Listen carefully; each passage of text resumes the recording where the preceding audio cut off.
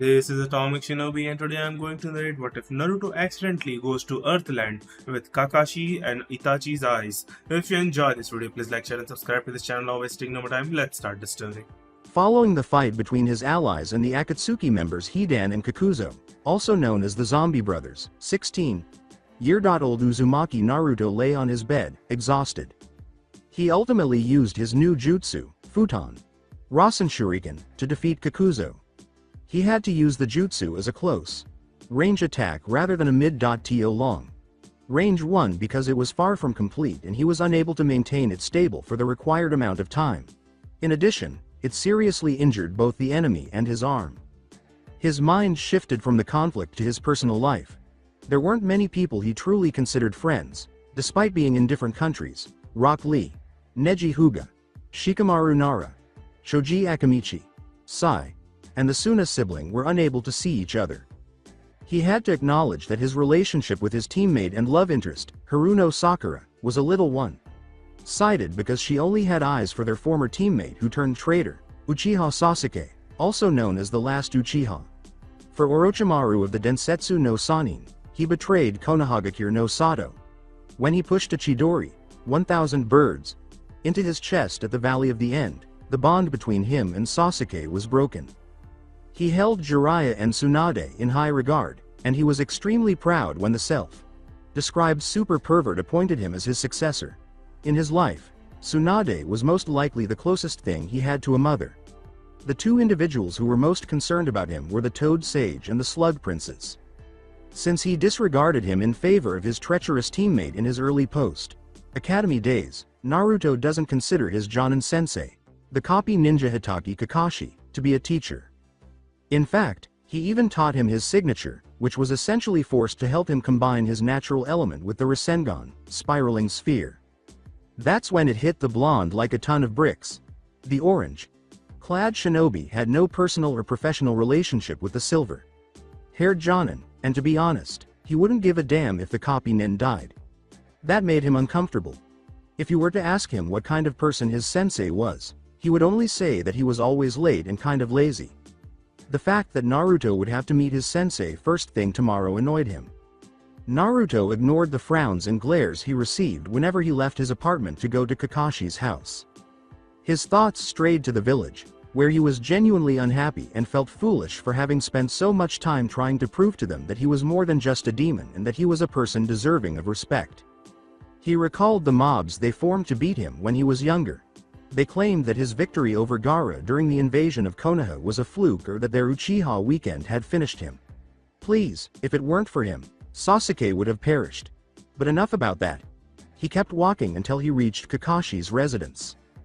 For one Hitaki Kakashi, the morning went as usual. He took a shower, drank his tea, etc. He went to see who it was when the door abruptly knocked and was surprised to see his sensei's son there, so he unclocked. "What's up, yo Kakashi?" smiled the young Uzumaki. "What are you doing here, Naruto?" asked the Hitaki curiously. He briefly noticed that the blonde didn't address him as sensei but instead shrugged her shoulders. "Is there an issue?" in a tone of mock hurt, Naruto asked. With his trademark eye smile, the masked Jonin said, "Well, come in then." The orange-clad ninja's attention was drawn to a desk that had numerous pictures of the old team, 7 a picture of Team Minato, and the silver-haired Jonin's father Sakumo Hitaki, also known as the Shiroi Kiba, White Fang. When the blonde-haired ninja looked around his teacher's apartment, he saw that it was what a normal person would call a regular apartment, nothing cheap, nothing expensive. "Is there anything you'd like to discuss about Naruto?" inquired the White Fang's son. "Yes, there is Kakashi," the blonde said gravely. Startled that his student wanted to discuss a serious topic with him, Kakashi began to listen to the conversation. "What I mean to tell you, sensei, is that we don't have a real bond, neither the sensei-student bond nor the bond of friendship, and I want to change that. You see, sensei, to be blunt, I don't know you and I don't care about you. I mean, you can die, and the only thing I would say is oh well to bad," Naruto smiled. Even when they were training his wind element, Kakashi only did the bare minimum. He didn't teach him any jutsu, and he felt ashamed of himself. If it had been Sasuke, he would have gone far beyond the minimum. At first, he thought that they had a bond, but after giving it some thought, He realized that his student was right and that they didn't share a bond. He also wanted a bond with his sensei's legacy.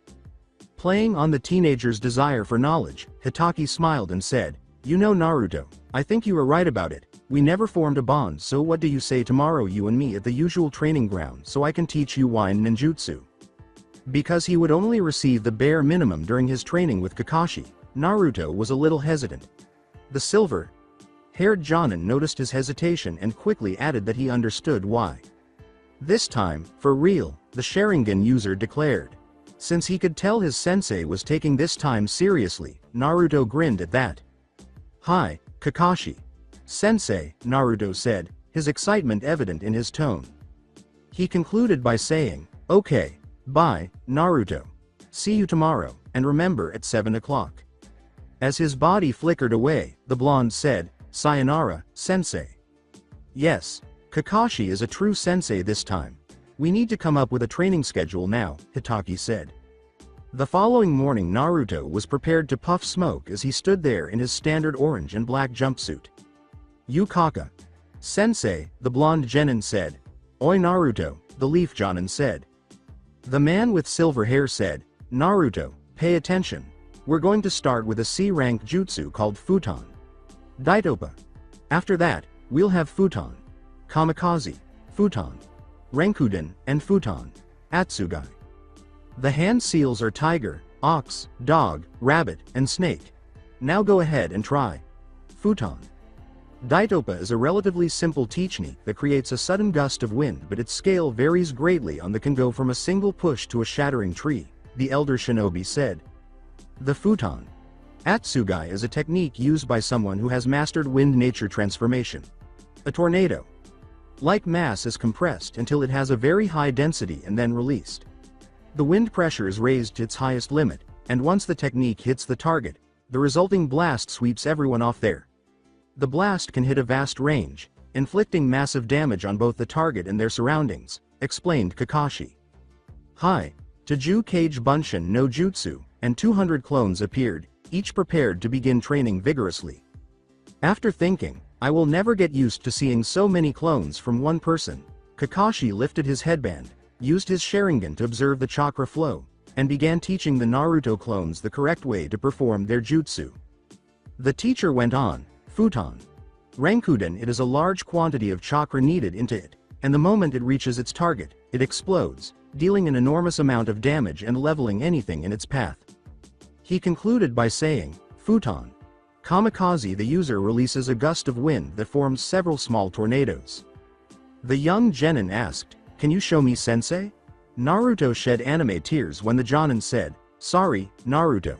I can use every element except wind." However, when it came time to begin training, the Uzumaki became extremely serious.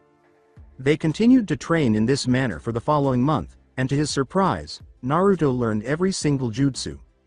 Naruto was undoubtedly a genius, but he was unable to recognize it during their time together as Team 7. As Kakashi learned more about Naruto and their relationship deepened, they continued to train together. "I did it, sensei. I mastered all the jutsu, believe it," exclaimed the contented blonde. "It's incredible that he can use them as if he had been using them for years in just 1 month." Kakashi smiled and said, "So Naruto wanna get some ramen?" He obviously knew the answer. "Ichiraku. Yes," declared Naruto. "Ramen Ichiraku." There was a little conversation between them while they were eating, and Kakashi was happy to finally be a sensei. To be honest, training with Naruto was enjoyable, but training Sasuke for the Chunin exams was rather dull because the Uchiha wasn't a very talkative person. As soon as he learned the Chidori, he insisted on learning the Reikari, Lightig Blade. However, as time went on, the Hitaki began to notice that Naruto was approaching the villagers to lash out at them, as if the death glares he was giving them were a hint. He was going to question his student about it. The Yellow Flash student said, "You know Naruto, I can see you are getting angry at the villagers." The blonde-haired shinobi said angrily, "You see, Kakashi. Sensei, I am tired of having to prove myself to them more and more. Every time I accomplish something, they just ignore it and think it was a lie or a fluke. Honestly, I don't give a fuck about what they think about me. Do you want to know why, sensei? I have a good guys. Why don't you discuss it with your friends?" inquired a curious copy nin. They wouldn't understand. Most of them grew up loving Konoha and everything about it. They didn't get beat up on their birthdays or denied food and clothing. No, they grew up with the different side of the good people of our village.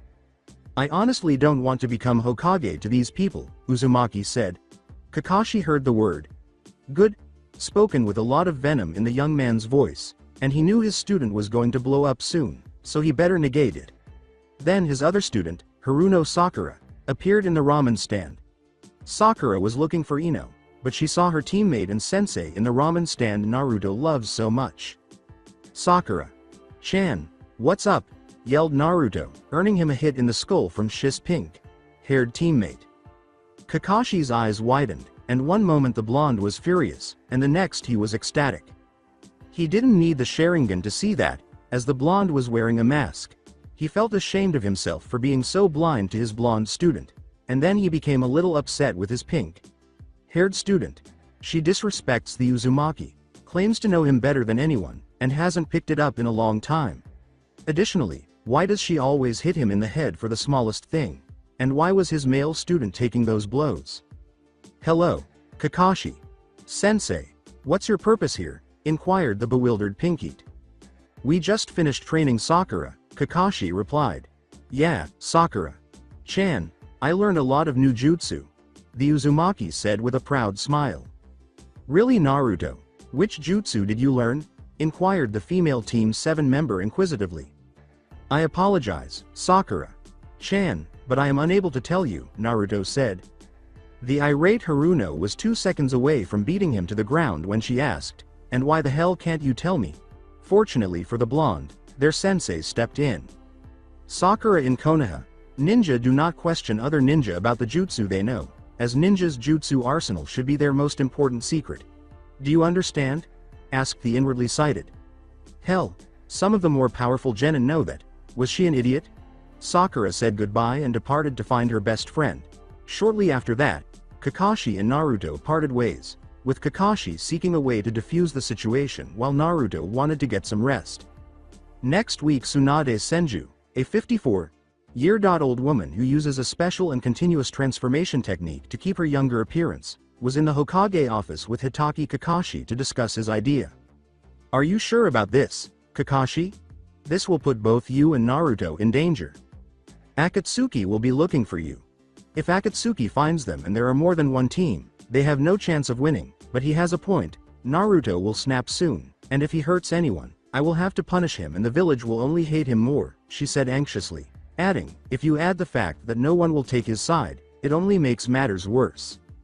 The punishment for a shinobi hurting a civilian is, in the best case, a civilian will be given 60% of the ninja's pay for every mission they do for 6 months. Damn civilians. With concern in her voice, the Hokage said, Hi, Kakashi's permission has been granted. You are to depart in 2 days, but please keep him safe. The copy ninja said, Hi, Hokage. Sama, thank you. He then used Shunshin and departed the office. While dining in a small restaurant near the fire, lightning border, Naruto couldn't help but reflect on what the latter had told him. Rewind. The blonde answered the door when Kakashi knocked on it in front of Naruto's apartment in the morning. Hey, sensei. How are you? Inquired the inquisitive Jinchuriki. Kakashi said gravely, Naruto, may I come in? Naruto took the hint and nodded. The Jonin eyes smiled and said, Naruto, we are going on a training trip. The curator Uzumaki asked, Nani, but I just returned from the one with Arrow Sennin a couple of months ago, and wouldn't I be an easier target for Akatsuki that way when I am out of the village? The Jonin said, Naruto, the thing is that we can see that you won't be able to tolerate the villagers much more. Tsunade Sama can't endanger the lives of everyone in the village if Akatsuki attacks like they attacked Suna to get the cage. A large number of shinobi and civilians will die if Konoha gets attacked by Akatsuki, and she can't take that risk. He felt bad that his student was always the one who had to take the short end of the stick, but he had no choice. Naruto reluctantly nodded, understanding the gravity of the situation, and Kakashi instructed him to meet him at 7:30 in front of Konoha's main gates before departing. That night, Kakashi wrote a lot of important things for the training trip in a scroll. 7:30 a.m. the following day at the main gate. Our blonde hero was waiting for his lazy teacher on a calm morning when the usually tardy Jonin arrived just in time. They left, and an hour later, they were walking in silence. Kakashi felt strange because his student hadn't spoken since they had left the Leaf Village. The silver-haired man tried to lighten the mood with a joke, and Naruto laughed. Ma Naruto. I don't remember you being so silent when you left with Jiraiya. Sama. Am I such a bad company? He asked. With a serious tone, the blonde asked, Kakashi. Sensei, have you noticed how I always get the short end of the stick? Kakashi paused, knowing that his companion would eventually ask this question. The Jonin said, yes, I have. He was aware that the question would be asked, but he hoped it would be after the orange-clad ninja had calmed down a little. The blonde's words shocked Kakashi. I am tired of it. Why does it always have to be me in these situations? Ever since I was born, the Yonda in me sealed the Kyuubi in me to our current situation. If we are attacked by two teams of Akatsuki, we are dead, but they don't care, all they care about is their own safety. If we die, it won't be such a shock, because it's normal for shinobi to die in these situations, but if the village is attacked, then everyone panics because it wasn't planned, am I right, Sensei? His recent remarks disproved his initial assumption that the genin's dislike was limited to the village's civilian population. To put it briefly, the owner of the Biju didn't like his house. Furthermore, he was unaware of the Jinchuriki's talent for language. Since the council and the elders are cunning and believe we won't discover their true motivations, Sensei, how long will we be away from the village? The final Uzumaki said. The Hitaki responded, an undisclosed amount of time or until we are needed to go back to the village. Which works out perfectly for them, Naruto replied. They then strolled in silence as the copy nin processed what his student had told him. To be honest, he became a little upset that they would put them in situations where they had a 90% chance of dying just to make them feel safer. After a week, they began practicing teamwork so that they would have a better chance of winning if they were attacked. After mastering Fuden Rasen Shuriken, Naruto was able to throw it and use it without injuring himself. However, Kakashi was proud of him because his pupil enjoyed the Icha Icha series and shed happy tears, which caused Naruto to perspire at his sensei's antics. Now the inquisitive new reader of Icha Icha questioned, you know, Sensei, you never really told me what it was like when you were a genin. Kakashi took a distant look at his team's memories. Kakashi responded, well, Naruto, my team was really similar to Team 7. Naruto appeared taken aback by that. What do you mean by similar, Sensei? Asked the blonde, who was now genuinely interested. Uchiha Obito and Nohara Rin were my teammates. Obito was inconsiderate, silly, and frequently late. He saw me as his rival, and although I didn't recognize his strength at the time and thought he was weak, he turned out to be much stronger than I had ever imagined. Rin had a crush on you at the time, but he also fell in love with her. However, the analogies stop there. When Obito and I argued, she never took sides, instead, she played peacemaker, Kakashi said, pausing for a moment before continuing. My team and I were assigned to Kanabi Bridge in Grass Country during the Third Great Shinobi World War. I had low Jonin strength at the time, Obito had high Chunin, and Rin was a medic who, like most medics, had little fighting ability. Iwa Shinobi abducted Rin for questioning during the mission. I decided to go ahead with the mission without her, and Obito went to save her and said something I will never forget, the Minato student said. Naruto kept listening with obvious interest. After a few minutes of contemplation, I went after him to help save her. We battled the first Iwa Nin and Obito was able to unlock his Sharingan. I lost my left eye to the Rock Shinobi. We found Rin in a cave being interrogated by the second Iwa Nin, and we fought him until we defeated the second one, who used a powerful Doden Jutsu to cause the cave to collapse. As we were fleeing, a rock struck my head, and Obito saved my life by pushing me out of the way and taking my place. As a result, he gave me his left Sharingan eye, and his final wish was for me to protect Rin. But I failed Naruto, I failed everyone, the copy nin said with a weary sigh. No, Naruto said with conviction. The startled silver-haired man swore, what do you mean no, Naruto, they are both dead, I failed. It wasn't your fault, Sensei, you did everything you could to save them. They wouldn't want you to blame yourself. We are not gods, so we can't save everyone, but we must save as much as we can. You are nothing but a failure. You survived and endured everything life threw at you. You are worthy of everyone's respect. If they blame you, then they're delusional fools. The blue-eyed teen concluded with the same conviction with which he gazed.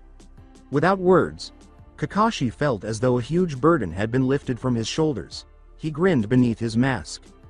Naruto, you are a very unique individual. Jiraiya Sama was correct. You are the prophecy's child. As the pair made their way to the inn from the tiny eatery, the following morning they saw two men standing next to each other as soon as they left the inn. The shorter one was Uchiha Itachi's rank missing nin of the leaf, a young man with onyx eyes, black hair with bangs framing his face, and noticeable tear troughs beneath his eyes. The taller one, Hoshigaki Kisame's rank missing ninja of the Hidden Mist Village, had a recognizable shark-like appearance, with pale, blue-gray skin in the eyes, small, round, white eyes, gill-like facial markings under the eyes, sharp triangular teeth when he smiled, and blue hair styled like a shark fin. Hitaki Kakashi, would you please deliver Naruto-kun there in a calm manner? The Uchiha asked in his typical monotone. I will take Itachi, Naruto told the Jonin.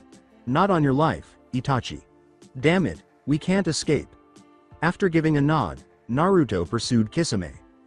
Kisame versus Naruto. After removing a kunai from his pouch, Naruto proceeded to cut the sharkman's throat. The blonde was pushed back by the blue man, who quickly removed Samahada and blocked the kunai. The Kiri missing nin laughed and said, Oi, Gaki, you've grown bigger than I remember. Last time, you were just a shrimp.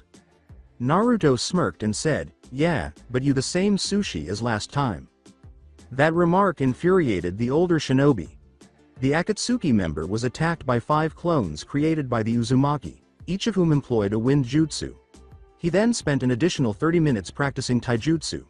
Up until the original was pursuing him and went for the kill, the blue man appeared to be winning. The older man barely escaped, but a clone sent him flying into a house, cutting his cheek and sending a Rasengan, spiraling sphere, to his gut. I'm going to love tearing you to pieces, you little shit. Water release. Exploding water colliding wave. Sweden. Bakusu Shoha. The blonde was immediately hit by a huge volume of water that began to pour down. A giant toad poofed in existence and blocked the incoming wave as the blonde countered with Kachiyose no Jutsu. Summoning Jutsu. The enormous toad had horn-like projections on his head and black markings on his face, arms, and legs. He holds his Sasamata in his hand and a shield resembling a Sakazuki around his back.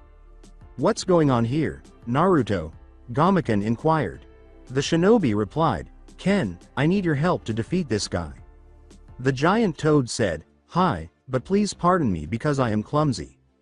Shit, since when can he summon toads this big damn? Kakashi versus Itachi. One of them said, Kaden. Gokakyu no Jutsu, fire release. Great fireball technique, and 2 enormous fireballs collided, killing one another. The copy ninja's eyes widened and he swiftly leapt out of the way of a couple of kunai as Kakashi yelled, Lightning Beast running technique, and a lightning hound slammed out of his hand, severely burning Itachi before Itachi poofed to reveal a barrel. The Uchiha prodigy said, you are better than last time, copy ninja. Instead of responding, the older shinobi fired 5 shuriken at the Uchiha. Kisame versus Naruto. Kisame fused with Samahada in a flash and yelled. Suddenly, the trio found themselves in a giant water prison surrounded by a miniature ocean thanks to Suiro Samiodori no Jutsu, water prison shark dance technique. What on earth? Despite the shocked blonde. In order to prevent Gamaken from assisting him, Kisame wasted no time in calling forth numerous sharks to attack the toad while toaking Naruto a short distance away. Naruto quickly performed Taju Kage Bunshin no Jutsu after feeling his chakra dwindle. Many clones were created, and they all began performing the Rasengan's first step, which caused the jutsu to end with a massive whirlpool.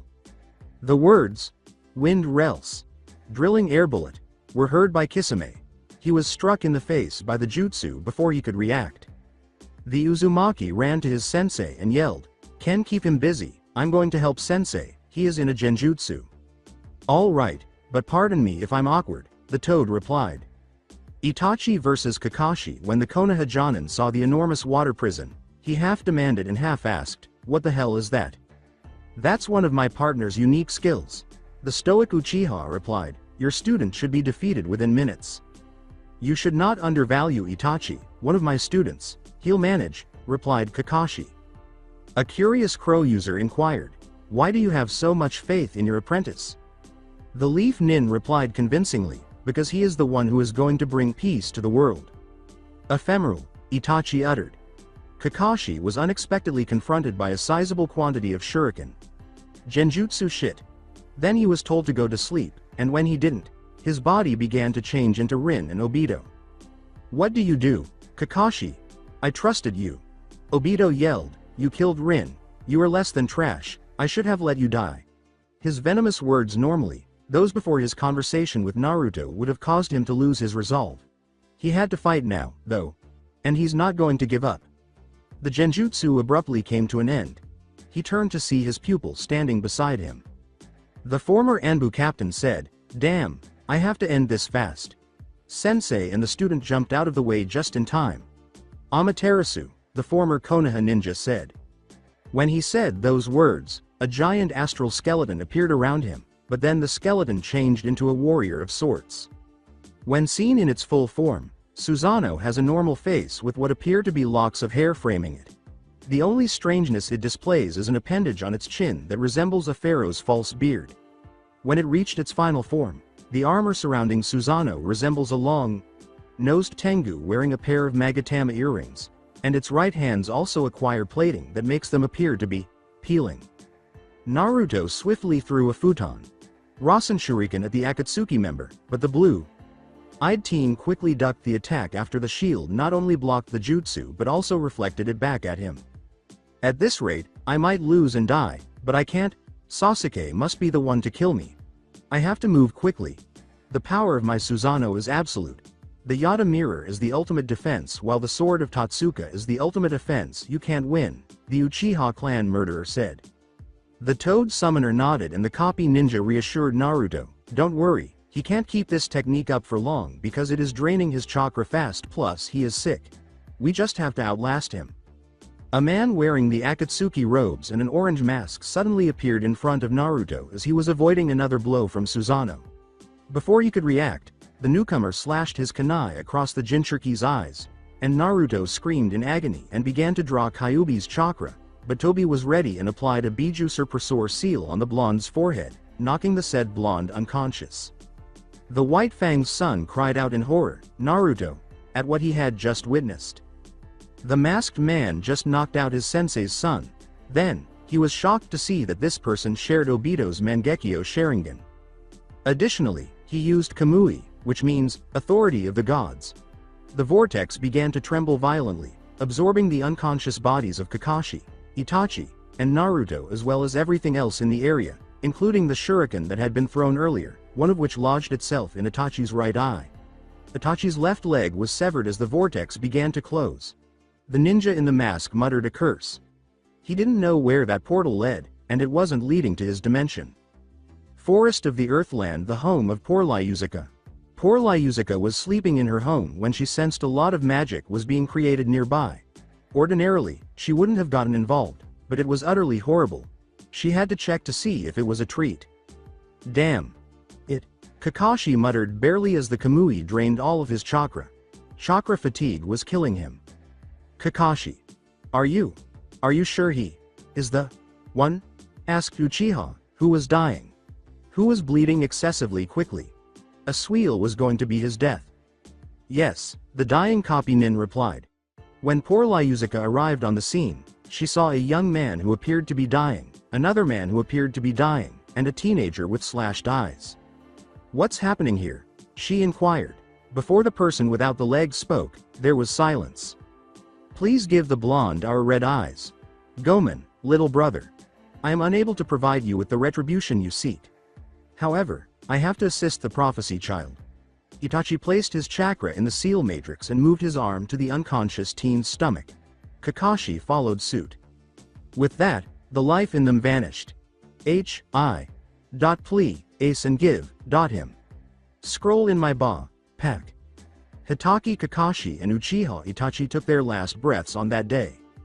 After a day, poor Lyuzuka granted the boy their eyes in accordance with their final desires. The transplant didn't work out. Naruto felt different when he woke up. His vision was much clearer than it had ever been. Then he recalled his memories. Kakashi. Sensei, he yelled. A tall, slender woman with pink hair tied in a bun on the back of her head with two large pins that resembled crescent moons. Two bangs of hair left to frame her face, and reddish eyes entered through the open door. If you are referring to a man with white or black hair, I regret to notify you that they are both deceased, she said solemnly. The world of Naruto fell apart. Since Hitaki Kakashi was not a typical shinobi, he couldn't simply die, so the new Sharingan wielder retorted, "What do you mean dead? He can't be dead, there is no way he is dead." She handed him the scroll and said, "But he left a message for you." Naruto opened it and read the message. To Naruto Uzumaki, I'm dead. Naruto, if you're reading this, I want you to know how much you have helped me and how much you are like family to me.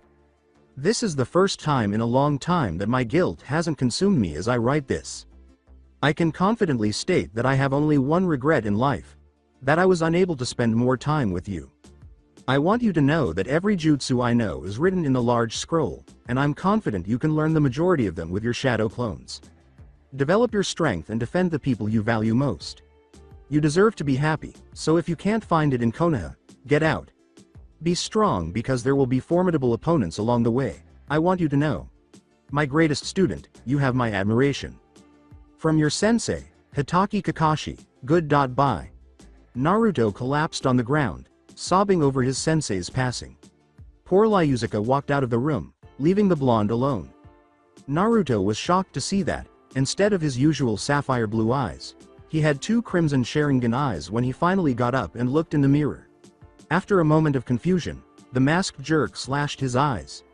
This indicates that one of the eyes belonged to his sensei and the other to Itachi. The morning after, once Naruto had properly buried his eye donors, the former Akatsuki member's desire to give him his eyes startled him. He then gave poor Lyuzuka an explanation of his background, memories, and life story. She was shocked to learn about his childhood and muttered, "Damn humans," without asking what she meant. She then gave him a map and explained everything about Fury, from magic and mages to guilds and geography, and she wondered why he didn't have any scars where the slash wound was. The elderly woman also told him about Fairy Tail, but the blonde wasn't prepared for that. The older woman was shocked that no one had hugged her in a long time, but if she had to be honest, it felt good. Thank you, poor Lyuzuka. Chan, if you ever need anything, just tell me and I will come. It is the least I can do for you, okay? He said, and then he gave her a warm embrace. The blonde hero then left and vanished into the distance, saying, "If you ever need help about anything, just call me and I will come, sayonara." As she walked back in, she smiled slightly and said, "Yes, we shall Uzumaki Naruto. You are a very interesting human." She was also considering what might happen in the future. Time jump. 6.5 months. Our blonde hero began training his chakra control as soon as possible because it was extremely uncomfortable for him to be in slow motion all the time. He was able to do this by cutting the chakra flow to his eyes as much as he could, and his eyes were still the Sharingan with 3 tomo. The Uzumaki was currently learning from the scroll his sensei left for him, and his training regimen was at its highest level due to the haunting memory of his helplessness and weakness. If it weren't for his late sensei, he would be dead with the Kyuubi extracted from him. Naruto frequently visited the grave he made for Kakashi near poor Lyuzuka's house in the East Forest outside of Magnolia Town. At the moment, he was training in a lake in the forest around Clover Town, and he finally mastered the jutsu to the point where he was able to be happy. He was currently able to use wind, water, lightning, and fire element. Kaden. Gokakyu no Jutsu, Sharingan wielder yelled out, with a giant fireball being shot from his mouth. Right after that he said Sweden. Suiryuden no Jutsu. The water behind him erupted in a giant water dragon. He continued to fire off water, fire and wind jutsu in every direction, not noticing he was being watched by someone. He was watched by a woman with pale skin with dark purple hair and brown eyes. She had an hourglass figure and wears a long revealing dress, sporting a striped pattern. As she was walking, she felt a large amount of magic being used in the near vicinity. I wonder what kind of idiot just shoots off his magic like that. Normally she would just let the idiot be, but he wasn't showing signs of stopping, and that had her curiosity. He must have a lot of magical power and strong spells. He can prove useful in the future. With that, she decided to check it out. When she got there, she saw a tall teen with shoulder-length spiked sun-kissed blonde hair and strange crimson eyes. The ice make user was shocked. Impossible, this guy is using 4 types of elemental magic and all of them are on an extremely high level. Then she saw Kamui. Incredible, on top of using 4 elements to this extent, he can also use space, time magic. She was cut out of her musing when a kunai landed right next to her head. Show yourself, whoever you are, the blonde said. A stunning young woman with a seductive smirk on her face was not what he had anticipated. Oh, someone really enjoys throwing knives, huh, she remarked in a light-hearted tone. I apologize. I believed I was being spied on. I owe you one. With a sheepish smile on his face, Naruto replied, scratching the back of his head. She grinned. He was completely captivated. Well, I'm going to repay you for that favor right now by getting me dinner at a nice restaurant, daughter stated. At that, Naruto's eyes enlarged. Hey lady, Dadbao. I have no idea what your name is or anything else. I'm embarrassed, the copy nin student said.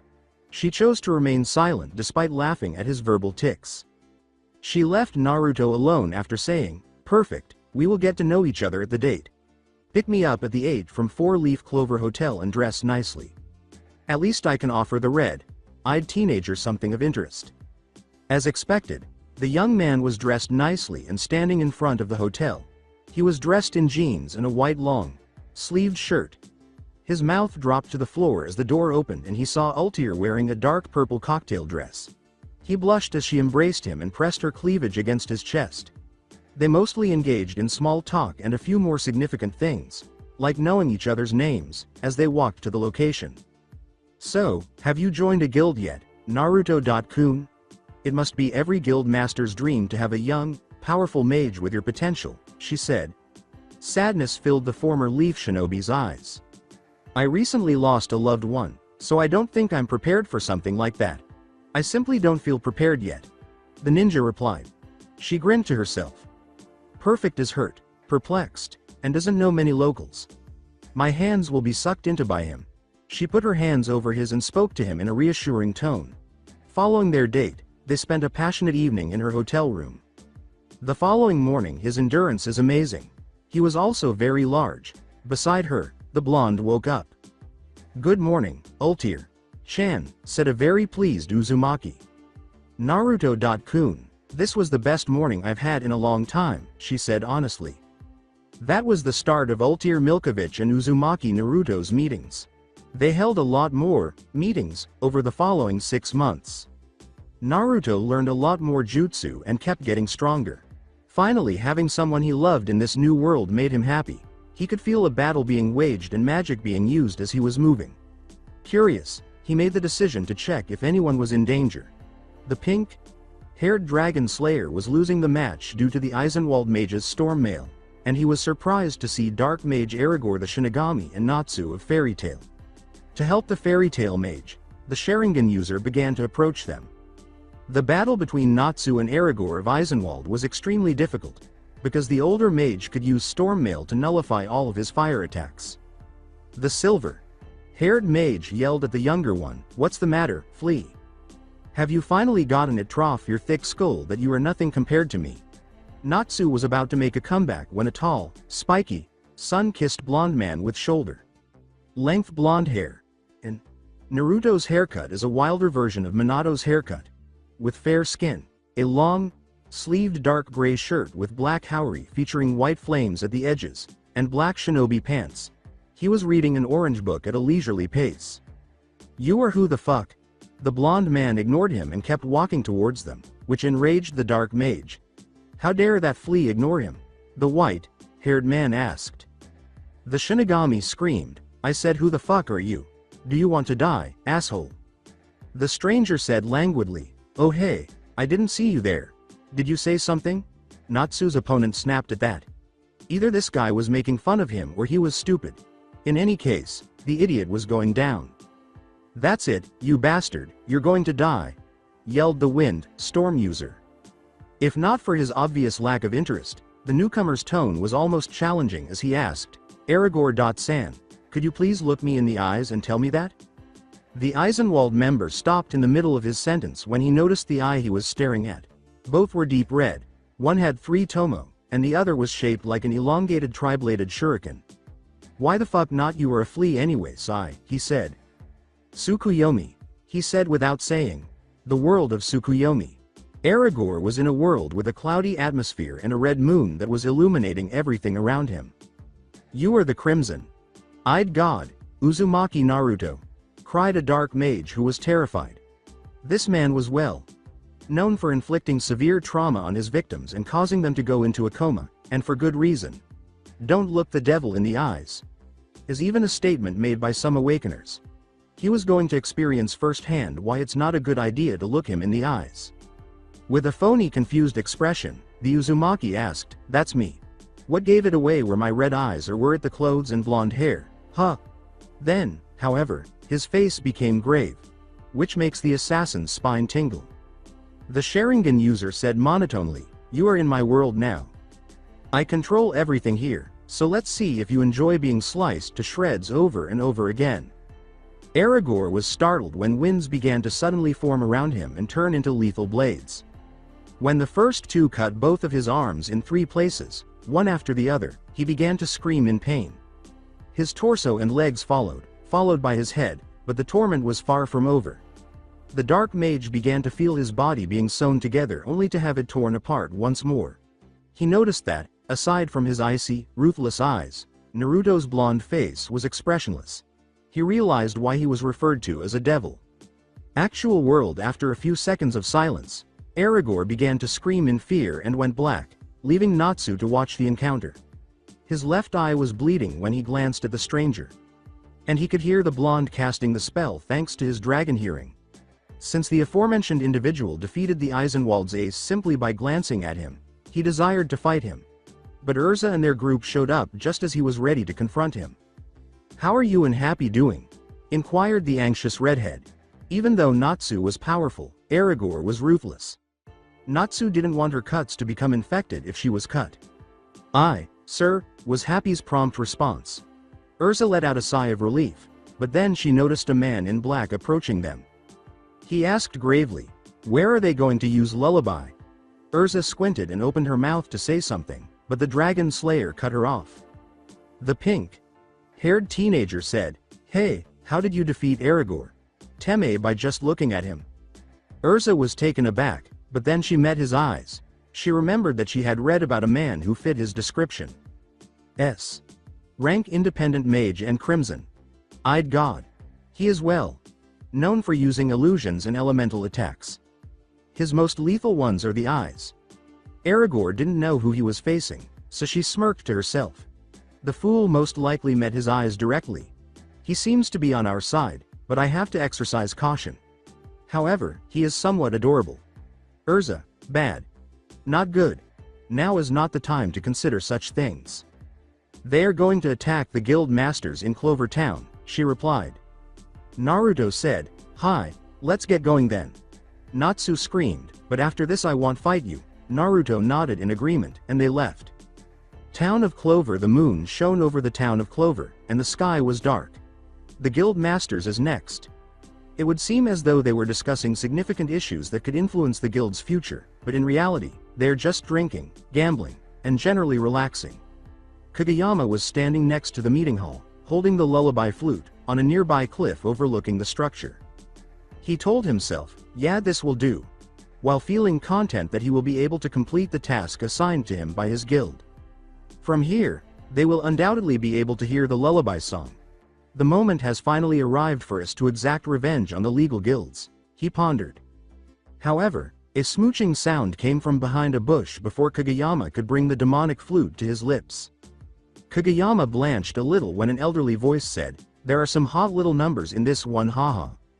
Kageyama had to back off when he turned around and saw Master Makarov sitting there with a Sorcerer's Weekly magazine, giggling like a pervert as he looked at the pages featuring the lingerie-clad girls. With 4 of his guild's most destructive mages on the team, Makarov thought, oh, what am I doing? I need to catch up to those idiots before they destroy a whole freaking town.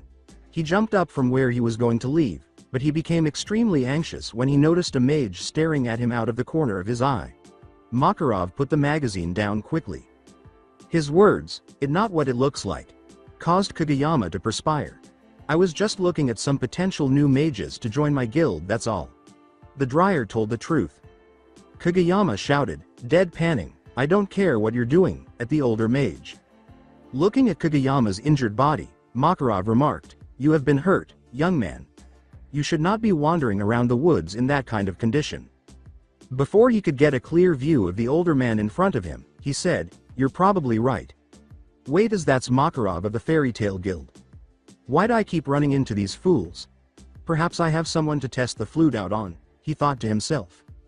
The words, "Excuse me, sir," caught Makarov's attention.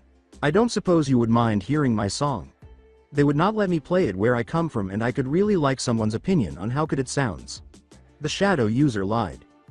Kageyama laughed when Makarov remarked, "You have there a very creepy looking flute, young man." He insisted, causing Makarov to sigh, "I know, but it has a very beautiful sound." As he stood in front of Kageyama, waiting to hear the song, he remarked, "Well, I should really be going, but I guess one song could not hurt." The guild master said, "All right, young man, I'll listen to one of your songs." Given the final two words, he said, "Okay, thank you, sir. Make sure to listen very carefully, very carefully." Kageyama brought the flute slowly to his lips, which were now just a few inches away. He believed that this was it. "This is what the Eisenwald Guild as a whole and I have been waiting for. I will defeat the master, starting with the fairy tale master, by doing what not even Aragorn could. In any case, who would want to join a legal guild? They are awful. Those fairy tale guys are too weak to be talking such big talk. The lullaby song will be our revenge against those who stripped us of our ranks and forced us into the darkness." "Well, I don't have the entire day," Makarov said. "I really have to play your song for something." Kageyama believed that his lips had now touched the flute. Yes, they will be finished. He was prepared to murder the elderly man. Change of scene. Urza instructed her guildmates not to ask him why he was here for the time being, since only she, as the leader, would do so. Naruto and the fairy tale mages were now racing to Clover to stop the Eisenwald mage. The redhead asked, "Why are you helping us?" She wasn't unhappy that another S-class mage was assisting them, but she had to be certain. He responded to her by saying, "Because these people are trash that needs to be put behind bars. In addition, they possess a Zerif item, which, if used by someone with the necessary skills, would be used to slaughter innocent people." The mages saw that he referred to the Eisenwald mages as trash, saying, "That item should be destroyed so incidents like this don't happen." Town of Clover with Kageyama and Makarov. He took a deep breath and thought, "Goodbye fairy trash." He was ready to play the flute. However, a huge hand swatted him to the ground and pinned him there before he could blow into the flute to make the lullaby song audible. "Hey, what are you doing in hell?" he yelled, but Makarov gave him a serious expression. He shocked not only Kageyama but also the newly arrived fairy tale mages, who began to observe when he said, "Child, do you really think I don't know a cursed weapon when I see one?" Makarov looked down at Kageyama and said, "Nothing will change, you know. Using that tool, I mean." "How would you know?" Makarov sighed and turned to face the starry sky as Kageyama yelled at him. "Those who are weak will probably stay weak, and you cannot change that. However, in my opinion, that is not a negative thing. All people are weak by nature, and we are just human. Everyone has insecurities, which is why guilds and friendships are in place. Having friends and allies around makes it easier to maintain a positive attitude. Consider it this way. Even if we are awkward and trip and fall into objects, everyone's inner strength will be revealed as long as we keep moving forward. However, we must make a life commitment and live life to the fullest. Don't let that foolish flute and the shadowy paths stand in your way." Kageyama's eyes were winding up from listening to Makarov's speech, and a breeze blew through the room as he finished. "Have I really gotten so low that I would retort by hurting innocent people?" he asked himself. "Do I really still have my inner strength? Upon reflection, we are solely responsible for it. Our guild was at fault for initially breaking the law. Have I truly gotten so bad?" As he remained buried beneath Makarov's enormous hand, he thought. When Kageyama looked up into Makarov's face, he saw an elderly man with a gentle smile who wished to assist him in turning his life around rather than a harsh guild master who would harm him. He inhaled deeply, then rested his head lightly on the floor and let go of the lullaby flute. He uttered, "I give up, I surrender," loudly enough for everyone to hear. Makarov grinned down at him and said, "Good choice," just before he heard the master's cries and hurried footsteps approaching. When he turned around, he saw Urza, Natsu, Gray, Happy, and Lucy running in his direction, accompanied by a teenager he had never seen before. He examined the stranger as they drew nearer and instantly recognized him as the crimson-eyed god. Someone who remained mysterious. According to rumors, he sends the more malevolent ones in a coma but doesn't kill them. It is more likely that he is involved with Ultir Milkovich, a councilwoman, according to another rumor. Before Urza embraced him and slammed his head against her armor, he exclaimed, "What the? How did you kids end up in Clover?" "Master Makarov, your words touched me so deeply that I was almost moved to tears," Titania replied. The Uzumaki was all that the wizard Sane was about. But before he could, a wave of dark magic burst from the lullaby flute on the ground, causing black mist to shoot out of it and the three eyes to glow purple. A massive purple magic seal encased the sky. A loud, booming voice yelled, "I will no longer hold back. I will come forth and devour every single one of your souls." Some people raised an eyebrow, while others were a little alarmed. What is that? It's enormous. Lucy stumbled backwards, tripping over her own feet and landing on her butt. "Ah, we're dead." Happy sprinted around Lucy, trembling and cowering behind the girl who was now seated. "Ooh, I'm starving. I can smell some tasty souls nearby. I'm gonna eat them all." With a casual glance around, a giant creature composed of warped looking wood clenched and released its clawed hands over and over. That monster had been a little flute named Lullaby only a moment ago. It changed into the demon in front of them for some reason.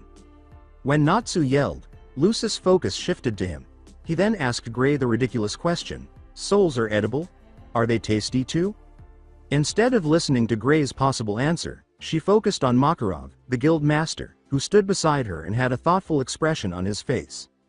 Other guild masters were standing close by as well. A terrified celestial mage questioned, "That's a demon, right? How could it come out of a regular flute?" Makarov sighed and closed his eyes. The devil was the flute. It was given a life by living magic. Something only Zarif could do. That's probably why the flute had its own name, Lullaby. "Living magic?" Lucy asked. Lucy followed Makarov's eyes as he nodded and turned to see Urza and Gray getting ready to attack the demon.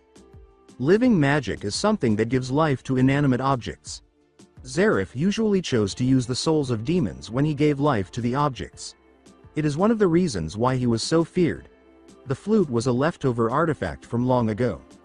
Urza swiftly entered Heaven's Wheel armor and slashed her swords against Lullaby's right chest, causing the enormous demon to scream in agony. He was so furious that he didn't hear the words, "Ice make lance. You damn human, I am going to enjoy eating you."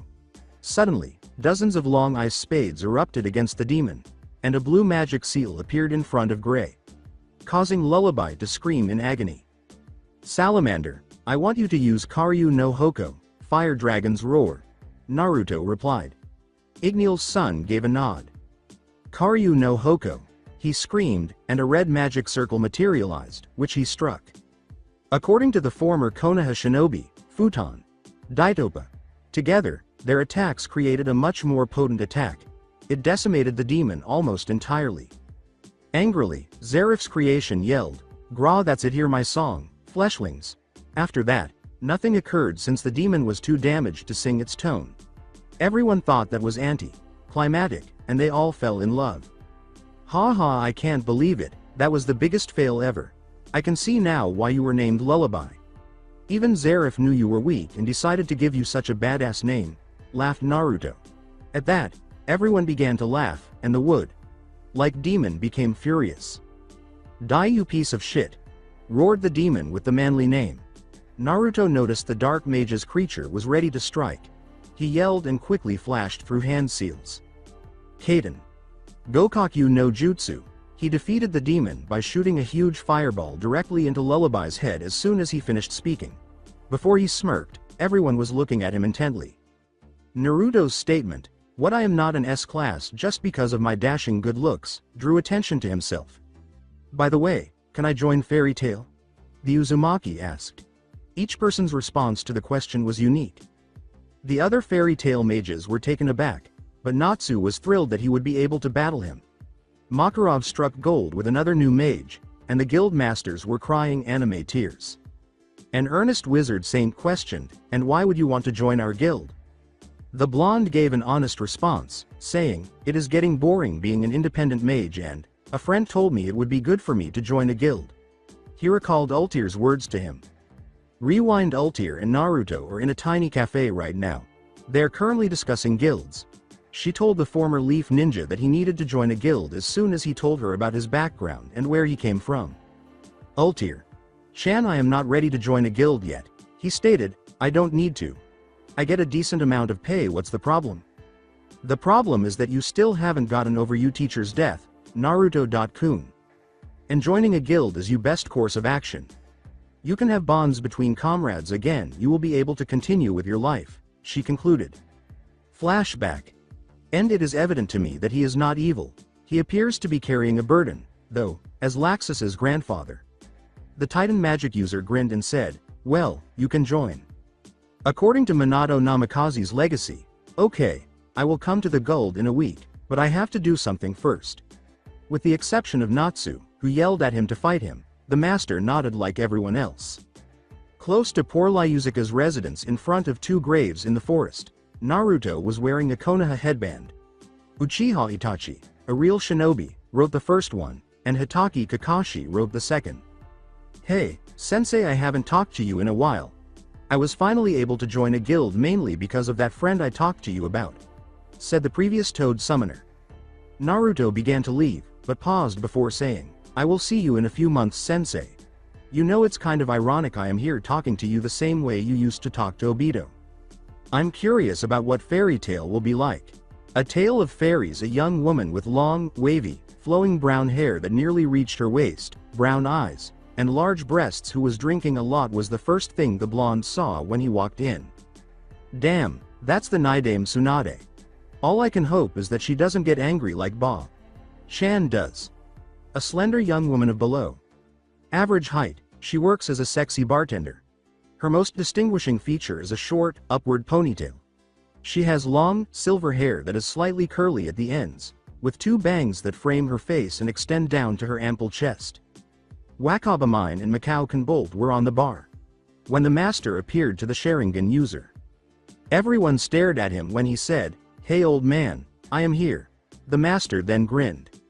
Makarov started to reach behind the bar to retrieve the Fairy Tail stamp, saying, "Hey there Naruto. Let's get you your Fairy Tail mark." The guild master inquired, "Where and in what color do you want the mark?" Naruto grinned and said, "Well, I want it on my right arm in blue." The elderly man placed the stamp atop his right arm. Makarov remarked, "And there we have it." Everyone in the guild began cheering when the person said, "Welcome to the Fairy Tail." "Let's fight," was Natsu Dragnil's loud cry. He was ecstatic. He was going to battle a mage who shared his ability to use fire. Even better, he faced a well-known and formidable opponent. The Uzumaki said, "I have nothing better to do, so it's okay." He might grow accustomed to this.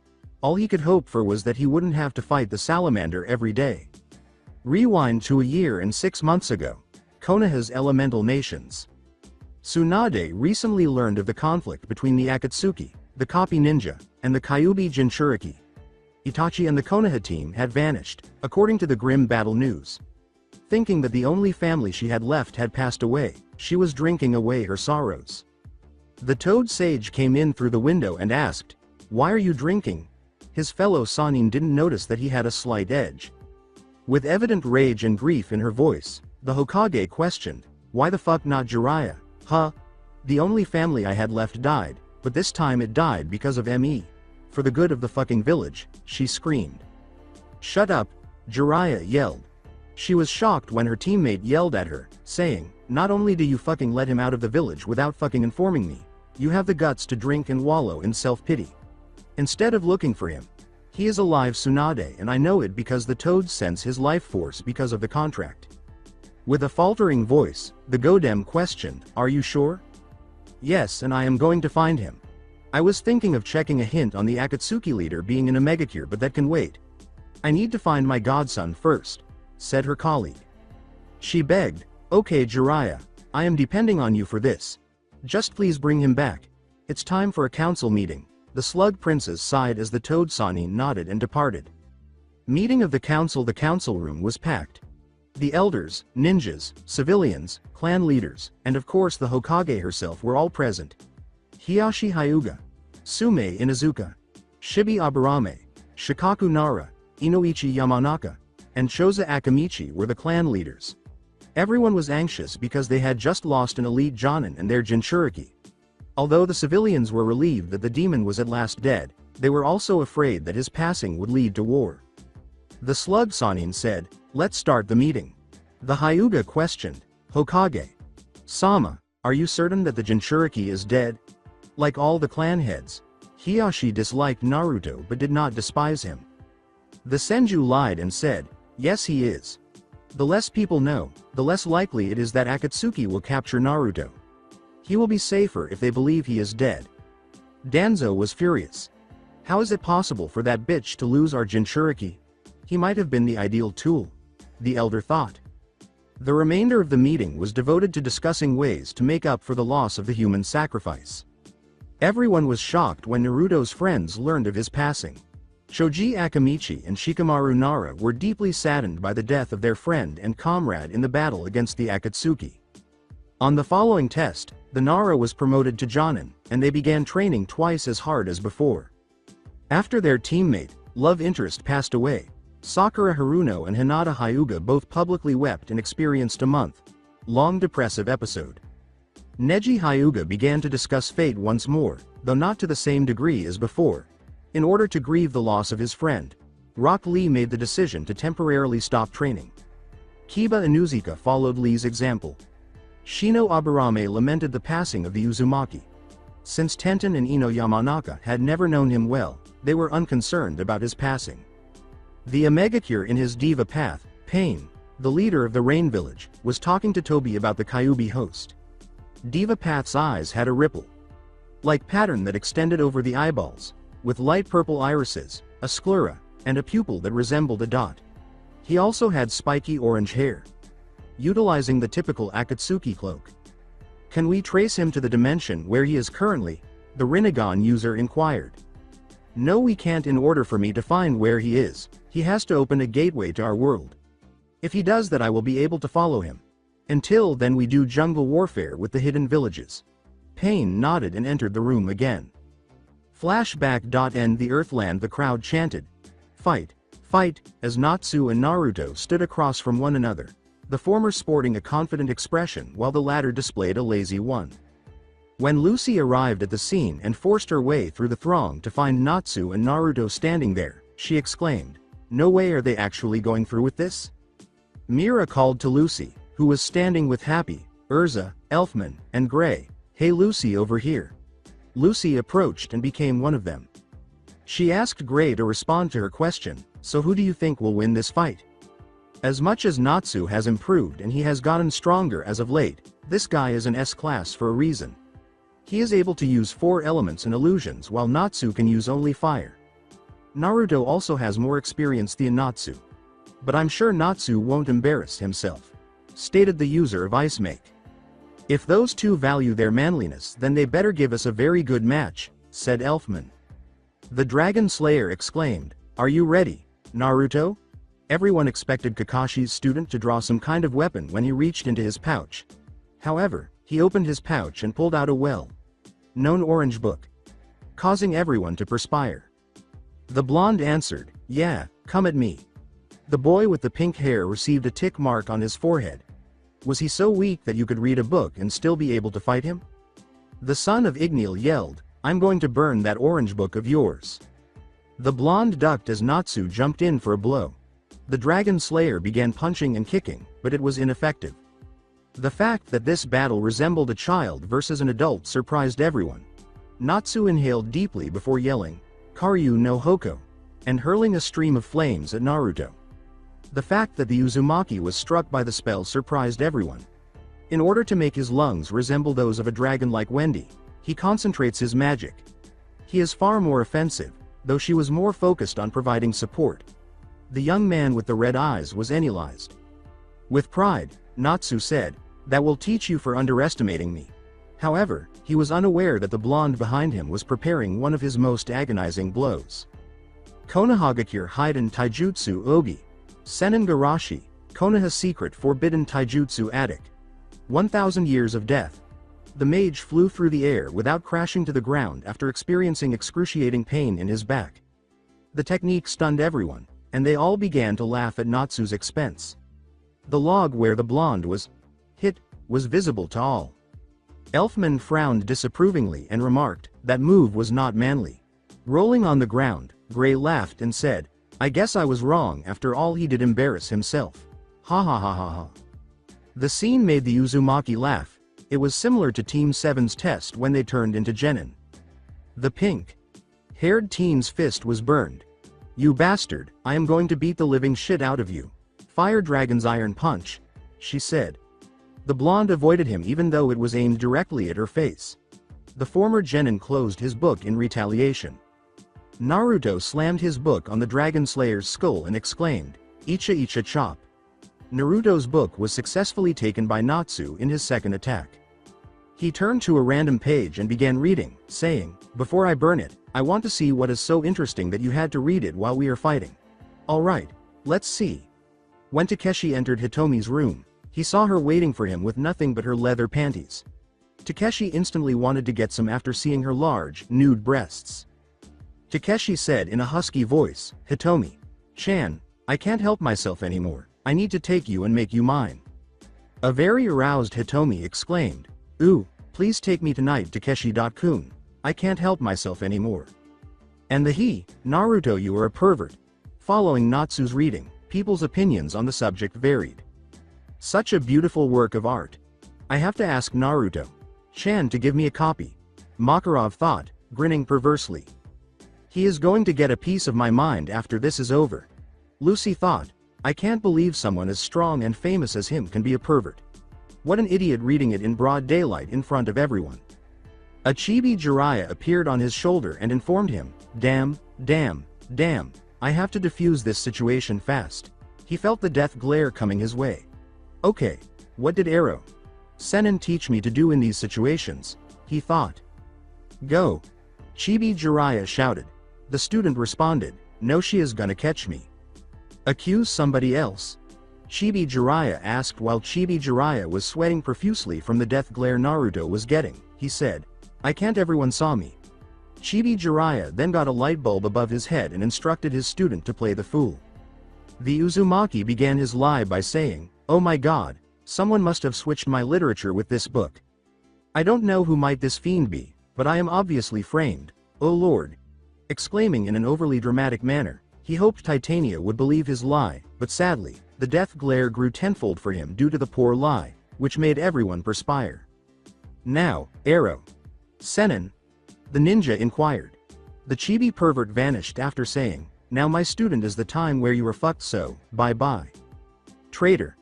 The blonde said this in her mind, but before anything negative could happen, there was a loud clap, and everyone turned to see a lizard-like creature in a white uniform with a blue jacket, hat, accompanied by a small platoon of rune knights. They all knew right away that the creature was sent by the council. The majority of the mages gave the messenger a startled look when he declared, this fight is over. I am here on behalf of the Honorary Magic Council. Why was she sent here by the council? Everyone else shrugged when Gray asked. It stated that 2 members of the Fairy Tale Guild have been charged with 11 counts of property damage as a result of the Eisenwald incident, but what followed shocked the entire guild. As the rune knights surrounded them, she declared, Urza Scarlet and Naruto Uzumaki, you are both under arrest. What? Why? Wait. The rest of the guild began to protest when Natsu yelled, why does the fight have to end just when I got fired up? Naruto felt happy despite being here for less than a day because these mages already saw him as family and accepted him, something Konoha couldn't do. It felt good to know that you were accepted without constantly having to prove yourself. Does the council have the authority to make arbitrary arrests? Lucy inquired. The Council of Mage and Era. They're in charge of the guild's organizational structure and are essentially the ones who enforce the law for anyone who uses magic. Even if something is white, once a council member says it's black, then it becomes black, Gray replied. Well, for Fury at least. The amphibian was asked by the Sharingan user, what are the charges against us, Messenger? Urza Scarlet is accused of causing significant property damage as well as other offenses during the recent incident involving the Dark Guild Eisenwald. The lizard creature responded. Uzumaki Naruto is accused of causing significant property damage from X773 to X774. Would you two kindly accompany us? Damn it. Let me get out of here. The entire guild was in a bad mood, and besides Natsu's yelling, nobody was really saying anything as Lucy watched a changed Natsu beat on the inside of the class case he was placed in. I need to leave this place, you guys. I want my initial form returned, the Dragon Slayer who had changed said. The barmaid said, Natsu, please be quiet. Natsu frowned, but it wasn't much of one, for Mirajane's slight tap on the glass container turned him into a tiny reptile with thin lips and many teeth, though the growl deep in his throat was enough to convey his mood. Give me a break, he yelled, you'll act too recklessly if we let you out of there. I promise I won't, this is embarrassing, and all I want is my old body back, please, the changed Rosit begged. The silver-haired young lady stood behind the bar and leaned down near the glass container. I am too familiar with you all. You'll run off and go to where they were taking Naruto and Urza as soon as we let you go. No, I won't. Besides, the old man should be the one to take action. The guild master and member of the 10 Wizard Saints, Makarov Drayar, was just sighted, and everyone in the guild looked at him. The Wizard Saint said, in this situation, Natsu, my hands are tied. The Salamander said, we should at least go and testify for them and help them in a way we can. Lucy felt uneasy about something occurring, but she couldn't pinpoint what it was. XX. Hi, Urza. It has been a long time. The young man with blue hair and an odd reddish marking, tattoo under and above his right eye was named Jelal Fernandez, or Seagrain as he goes by his false identity. Urza looked around and saw a form begin to materialize near one of the columns in the hallway they had been walking down. After a moment, the form was finished, and both Urza's and her escort's eyes widened and they bowed on one knee.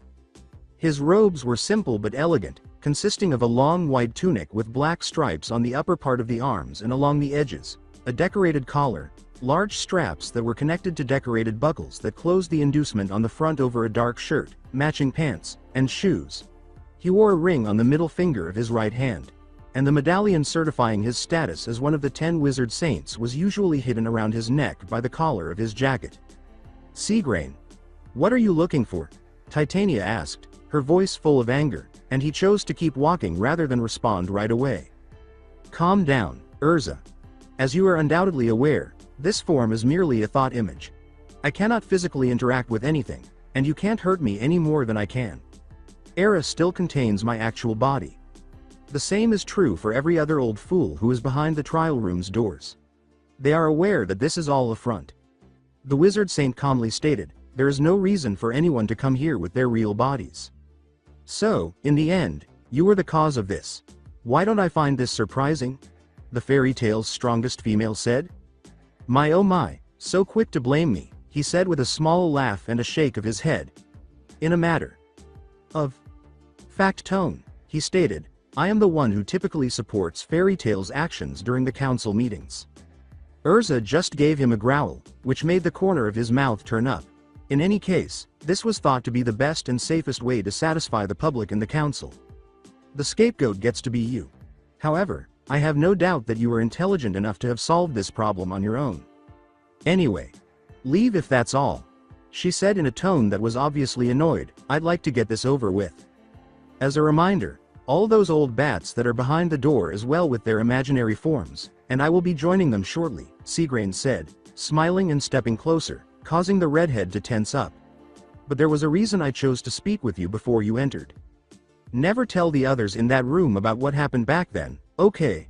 Seagrain whispered to Urza as he leaned his head close to her shoulder and moved even closer, his image flickering again at the sudden movement, his hand moving up as if cupping her chin, even though she couldn't feel anything. Ha muttered, it would probably be bad for both of us, which made her look dejected. I have a present for you, Urza, as you are aware. Continuing to be the good girl you have been for years. Additionally, I will find the game much more engaging as a result. She was startled out of her reverie when she saw Naruto speaking to a councilwoman. Your blonde friend will play a big part in my plans, he said, grinning evilly and taking pleasure in her shocked expression. Now see you in the chambers, bye. He continued in a sing-song voice. Ultir. Chan Urza is not as stiff as you claimed, nay. Ultir simply shook her head, but the blonde ninja said, if you ask me, she is actually quite a fun person. She kissed him quickly on the lips and walked away, saying, Tisk, you don't know her Naruto.kun. She was shocked to learn that her new guildmate was not only on good terms with this councilwoman, but that it seemed they were dating. She wasn't sure why, but she felt a glimmer of jealousy, but she quickly dismissed it and they went into the trial chamber. Chamber of trial. The council's thought projections were gathered. Mr. the Messenger said, come on, Uzumaki and Miss Scarlet, let the meeting begin. Miss Scarlet, is it accurate to say that you were in charge of inciting panic and fear during the Eisenwald incident, which led to people running from a train, destroying a train station, and destroying the town? The chairman asked. She hung her head high and spoke confidently, I plead guilty.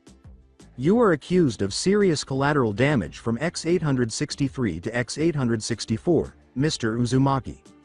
How do you make a plea? Asked the organization. He is an elderly man with a mustache and a big gray beard. He usually only opens one eye and has pointed ears. Like other members of the Magic Council, Org is dressed in multiple layers of robes. There's a little bat-like thing on his head. Ultir was thinking of only one thing. Why does it feel like he's going to irritate them so much? Naruto continued to read his book without paying any attention. Mr. Uzumaki, please respond to the question that was posed to you, said Michello, a short elderly man with a mustache and brown hair. He looks like a cat because of his tufts of hair that resemble ears and what looks to be a light yellow tail. Like other members of the Magic Council, he is dressed in multiple layers of robes. His voice carried a good deal of anger. Say something? Naruto asked, still reading his Icha, as he slowly turned to face the man. His obvious disdain for the council astounded everyone. It is unfortunate that we will have to sacrifice him to Zareth Sama, but he is a funny guy. Jelal thought. You'll be respectful of the council, Org said. Ultir and Seagrain are not nearly as bad as this brat. Consider the organization. With a hint of rage in his voice, the male fairy tale mage said, or what you are going to throw me in jail. Been there done that. The fools are nearly identical to the Konoha Council. And I promise that they get angrier every time I see them. Why should I show you respect, huh? You can't even grace us with your presence and yet you demand respect from me, said the ninja. Belno, a tall old woman, said, of course we won't be here with our bodies, it's absurd to come for such trivial matters. She has on a purple turtleneck and, like the other council members, wears a cloak. Her long nose, which gives her a more witch-like appearance, is her most distinctive feature. Her hair, which is sandy blonde, is tied up in a big ponytail. The Uzumaki questioned, then if it is so trivial, why are we here? Her response was, because you did collateral damage. And if we didn't, a lot of people would have died. Are you telling me that you prefer innocent lives to be lost instead of a few damaged buildings? Asked Naruto with an air of inquisitiveness. He was making fun of them, and it didn't take a genius to realize it. How dare he make fun of them in public? That's it, take them to the holding cell. However, the wall collapsed just as Natsu and Happy were about to enter the cell. Wearing a black cloak and a blonde wig, Natsu was reading a book and making every effort to appear lethargic. Happy, meanwhile, was attempting to appear menacing and hostile while holding a fish in his hand and sporting a red wig. Natsu finally broke out of his slack act and exclaimed, we are the true Uzumaki Naruto and Scarlet Urza. I am Naruto and I have freaky red eyes and I am a pervert.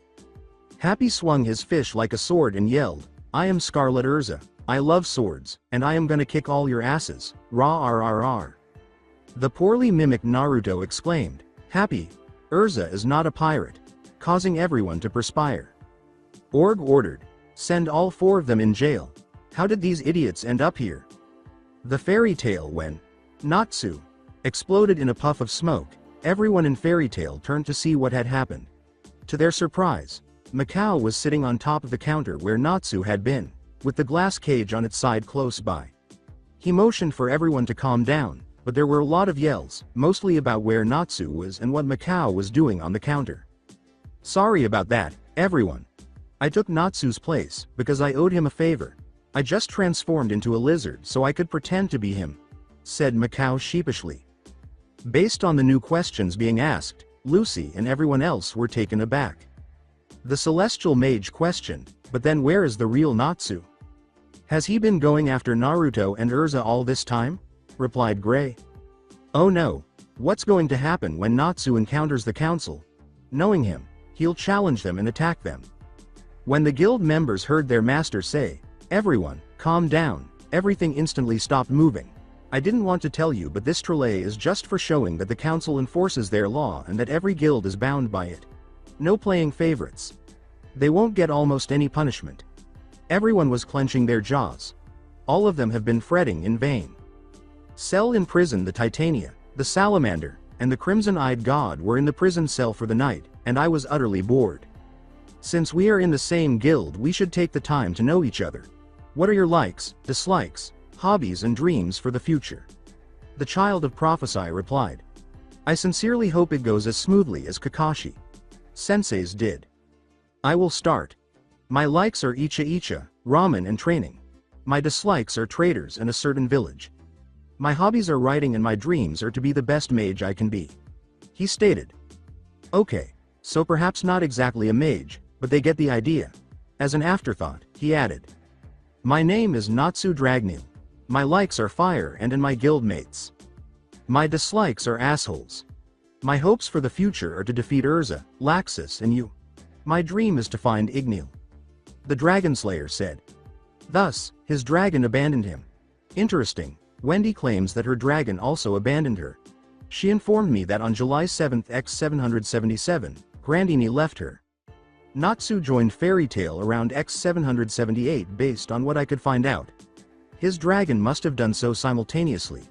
Although I don't yet have all the pieces, July 7, X777 is significant. The Uzumaki came to mind.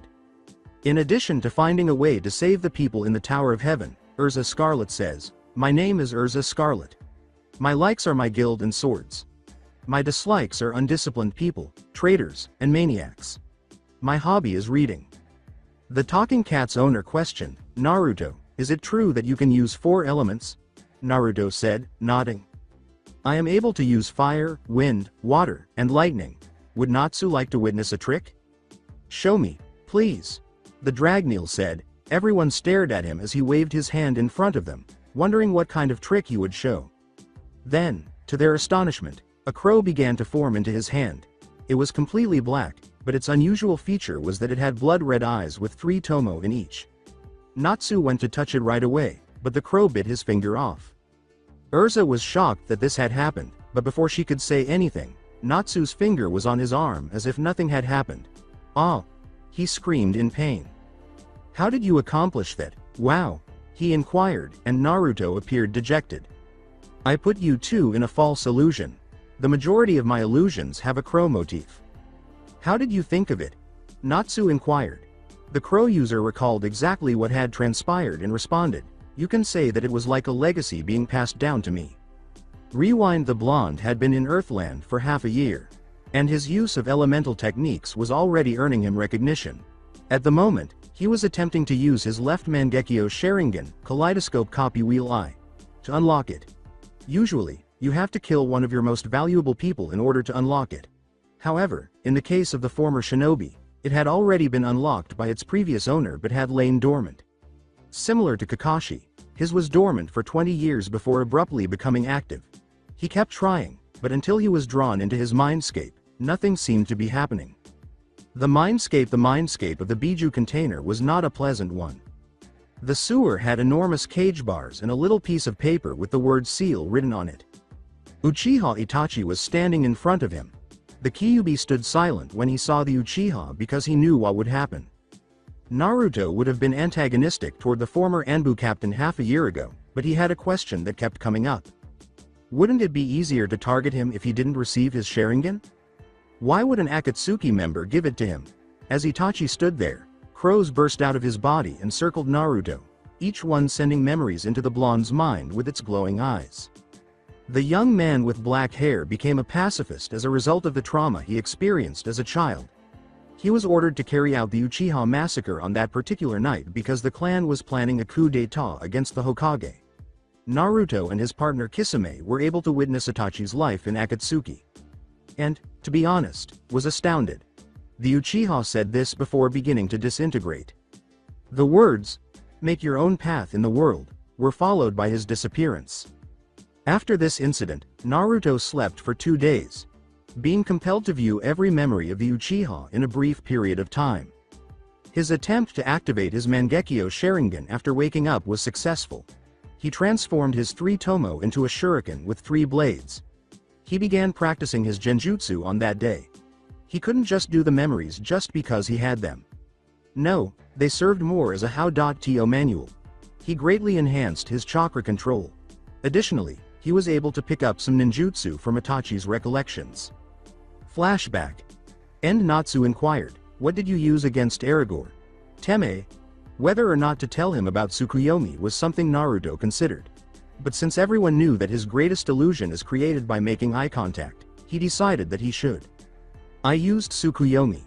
I trap my opponent in an illusion where I control everything including the perception of time. Where torture them for 3 days where I torture them," Ha murmured. The mage's eyes widened in surprise. With seriousness, the redhead asked, "Is that a dark art?" "I don't know, it was passed down to me, but the technique does have a price. It normally slowly makes you blind." They were shocked by the cost. "I have a unique healing factor that prevents me from having permanent blindness, but if I overuse it I may become temporarily blind," he continued to explain. Then his face became amusing. "Natsu, did you enjoy my book?" he inquired. An expression of embarrassment crossed the pink-haired boy's face. He yelled at his senior, "Of course not, I am not a pervert like you." Naruto laughed, saying that Natsu was exactly like him in his youth. Natsu's tirade went unheeded by Naruto. With the intention of taking that book away from him and berating him for reading smut in front of everyone, Urza began to approach him. However, she stumbled over the pink-haired boy's foot while she was moving. As she lowered herself toward the blonde, time seemed to slow down. As a result, she kissed him after falling into his lap. Natsu appeared astounded by what he saw. Ultir Milkovich's mental image was making his way to the jail cell where the young man with the red eyes was being held. Because Titania was either hot like fire or cold as ice, and the Dragon Slayer was noisy, she expected to see him bored or irritated. She entered the scene ahead of her. Jealousy and rage were present. "Slut with red hair. She's attempting to woo him." She questioned, "What the fuck is happening here?" She was barely able to control her anger. The red-eyed 18-year-old yelled, "It's not what it looks like, Ultir. Shan. Dadbeo." The pink-haired idiot tripped her. Ultir glared at Urza before turning to face Natsu. Urza calmly remarked, "Ultir.san, this was really an accident because of him," although she was secretly disappointed that the kiss had ended. She huffed and her mental image vanished. "It's Milkovich. Sama to you. We are going to have a talk, Naruto," she said. "How dare she kiss my man? Damn that bitch. Oh, how I wish I could punish her." Thought the woman was furious. After 15 minutes, she became calm. "It's unbelievable that I became envious." She sighed in thought. "Uzumaki Naruto, I've changed a lot since you entered my life. For better or worse, I'm glad I met you and don't regret it at all." She smiled slightly as she thought. The fairy tale everyone applauded as they walked in and began to inquire about what had transpired. Naruto reached Makarov by using Shunshin. "I have something to tell you," the ninja in black said. The master gave a nod. The guild master asked inquisitively, "What for my boy?"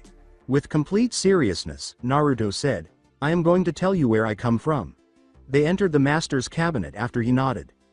Naruto was strongly reminded of the Hokage's cabinet by the master's cabinet. However, Makarov's office had a more positive vibe. The explanation is very straightforward. You are aware that you won't be sent on a mission to commit suicide. The younger man stated, "The truth is that I am not from Earthland." So you are from Daedalus? The elderly man inquired. If the young man was from Daedalus, he won't be shocked. Both Mistogan and one of his best friends were from there. No, I come from a completely different dimension where we don't have magic but have chakra, replied the brunette, figuring out how to explain chakra to the elderly sorcerer. It was the wizard saint who asked, "Can you explain to me this chakra?" A totally different world with a different power source. This was shocking. Undoubtedly fascinating. Yes, chakra is the molding of the physical energy which is present in every cell of the body and the spiritual energy gained from exercise and experience. Once molded, it can be channeled through the chakra circulatory system, which is to chakra as the regular circulatory system is to blood, to any of the 361 chakra points. They are called tenketsu in the body. Understand? Makarov looked obviously intrigued. Most people have a natural affinity to one type of elemental chakra, but they have the capacity to create elemental chakra apart from their own affinity. There are 5 basic types, each stronger and weaker to another, but their relations, weaknesses, and strengths to each other are all explored. My original affinity was for the wind element, but I trained a lot, so now I can use 3 more, which are water, lightning and fire, explained Naruto. The guild master questioned, "Can everyone from your world use so many elements?" No, it depends on your chakra. Most people are limited to 2 elements. But the people who have mastered 2 elements are considered really strong, replied Naruto. Given that most ninjas at the Jonin level. Makarov asked, "How did you get here?"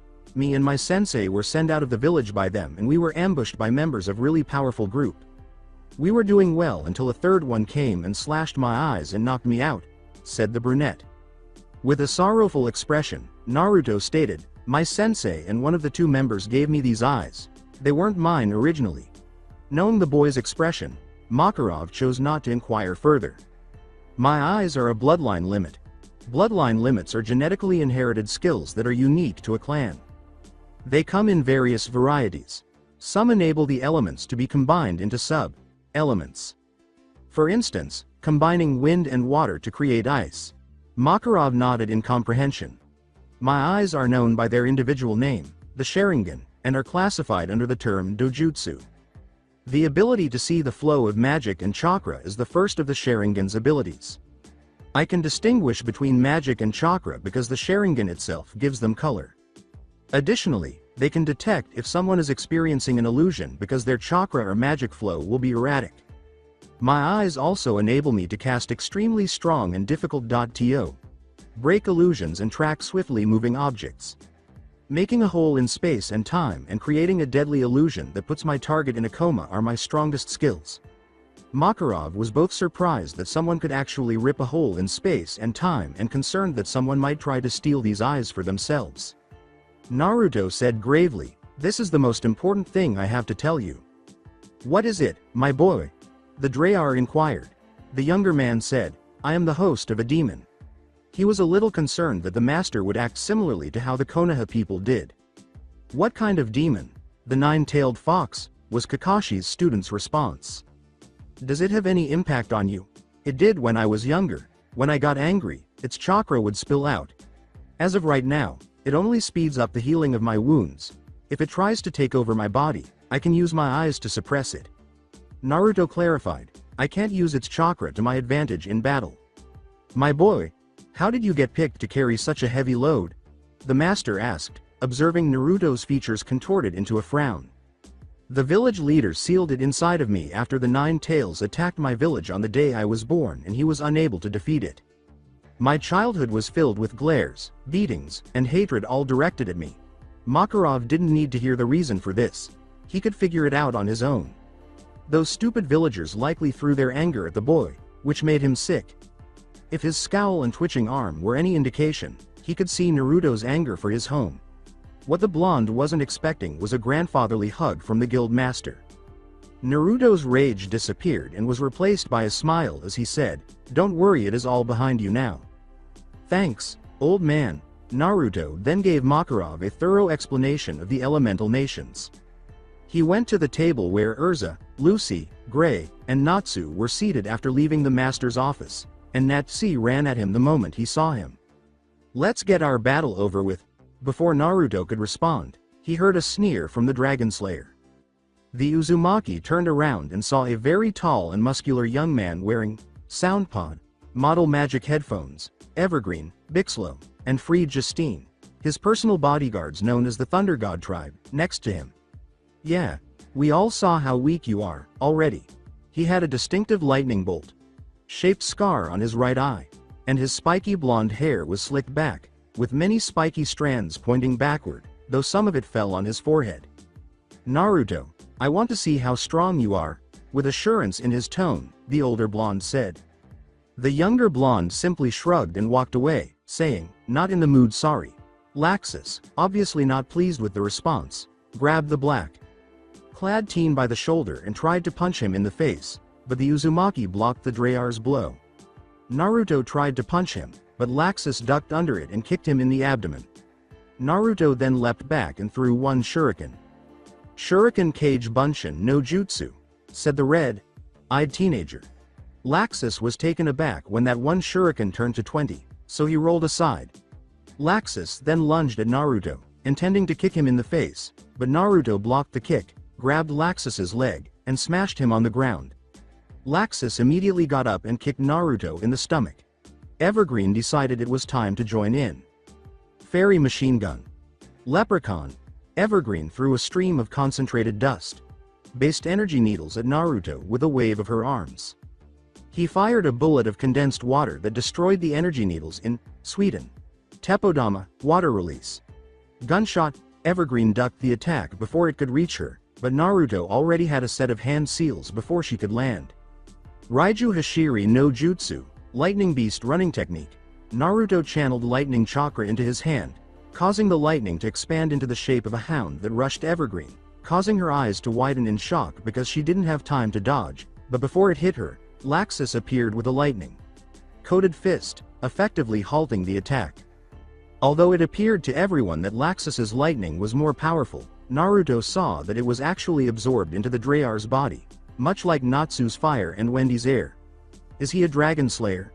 The red-eyed teen thought. He's strong. If I hadn't interfered, he would have defeated Evergreen in 2 moves. Fire Dragon's Iron Punch. Natsu delivered a strong punch to Makarov's grandson's gut, sending him a few feet back, because he was not aware of his surroundings. Hi, Blondie. Evergreen screamed, and Naruto turned to face her, making eye contact. She grinned as Naruto began to change into stone, eventually turning into a stone statue. She said proudly, not so strong now, huh? To her surprise, the statue exploded into crows and transformed back into Naruto, who had a neutral expression on his face. To her horror, the area turned into a pitch-black, empty space, and Naruto lost all of his color, his blood-red eyes being the only exception.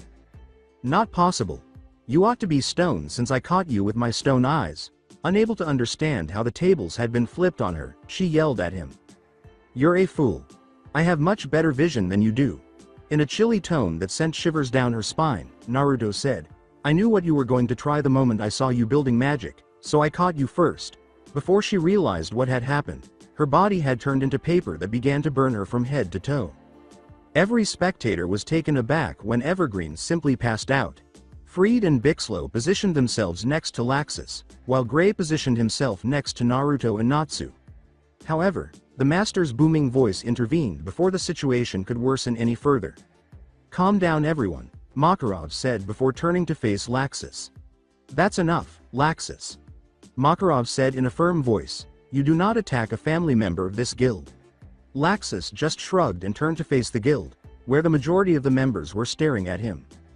Before he and the other members of the Raijin tribe vanished to the back of the guild, he turned to face Naruto and grinned confidently.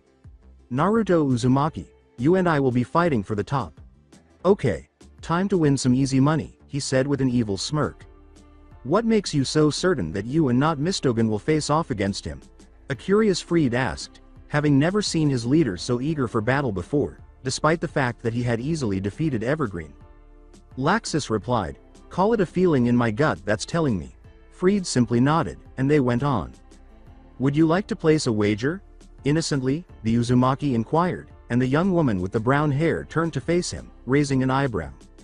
What sort of wager? Yes, she fell for the ruse, she inquired, thinking of the young man with the blonde hair. A drinking competition. Everyone stared at him like he was crazy when he challenged Kana Alberona to a drinking contest. Whoever loses gives the winner 100,000 jewels. She smiled confidently and said, I agree, let's start.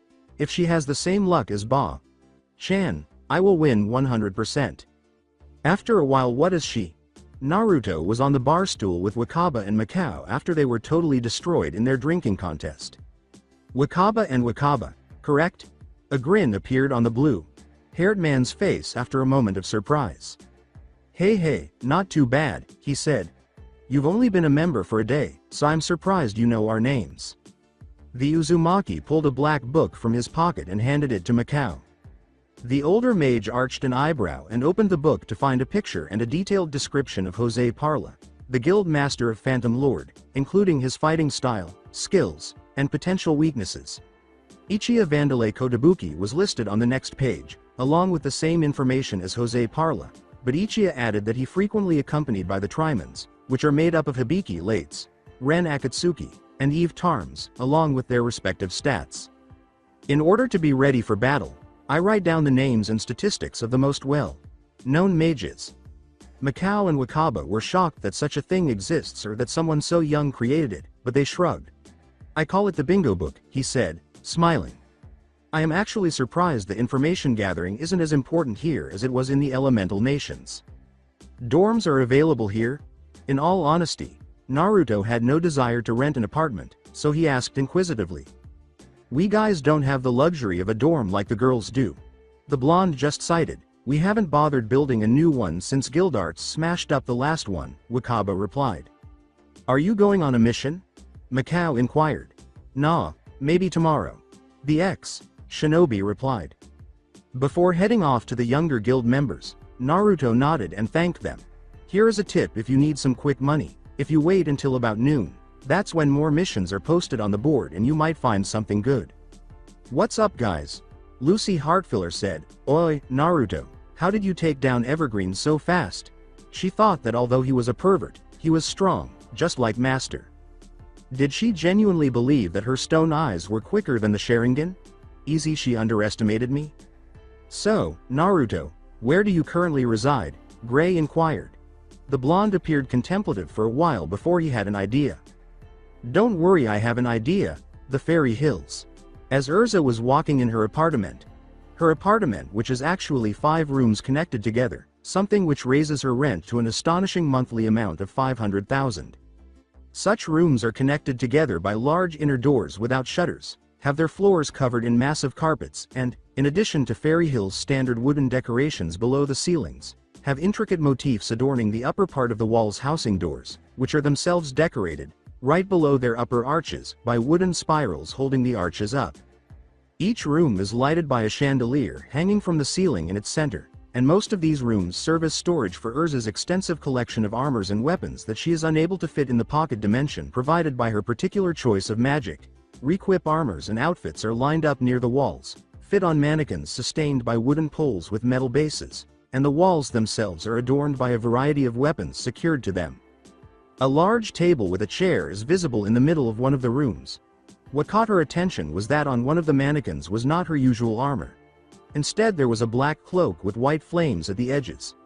Naruto walked out with a white shirt and dark gray pants. Hey, Urza, he said nonchalantly, and she instantly felt a little angry and perverted thoughts.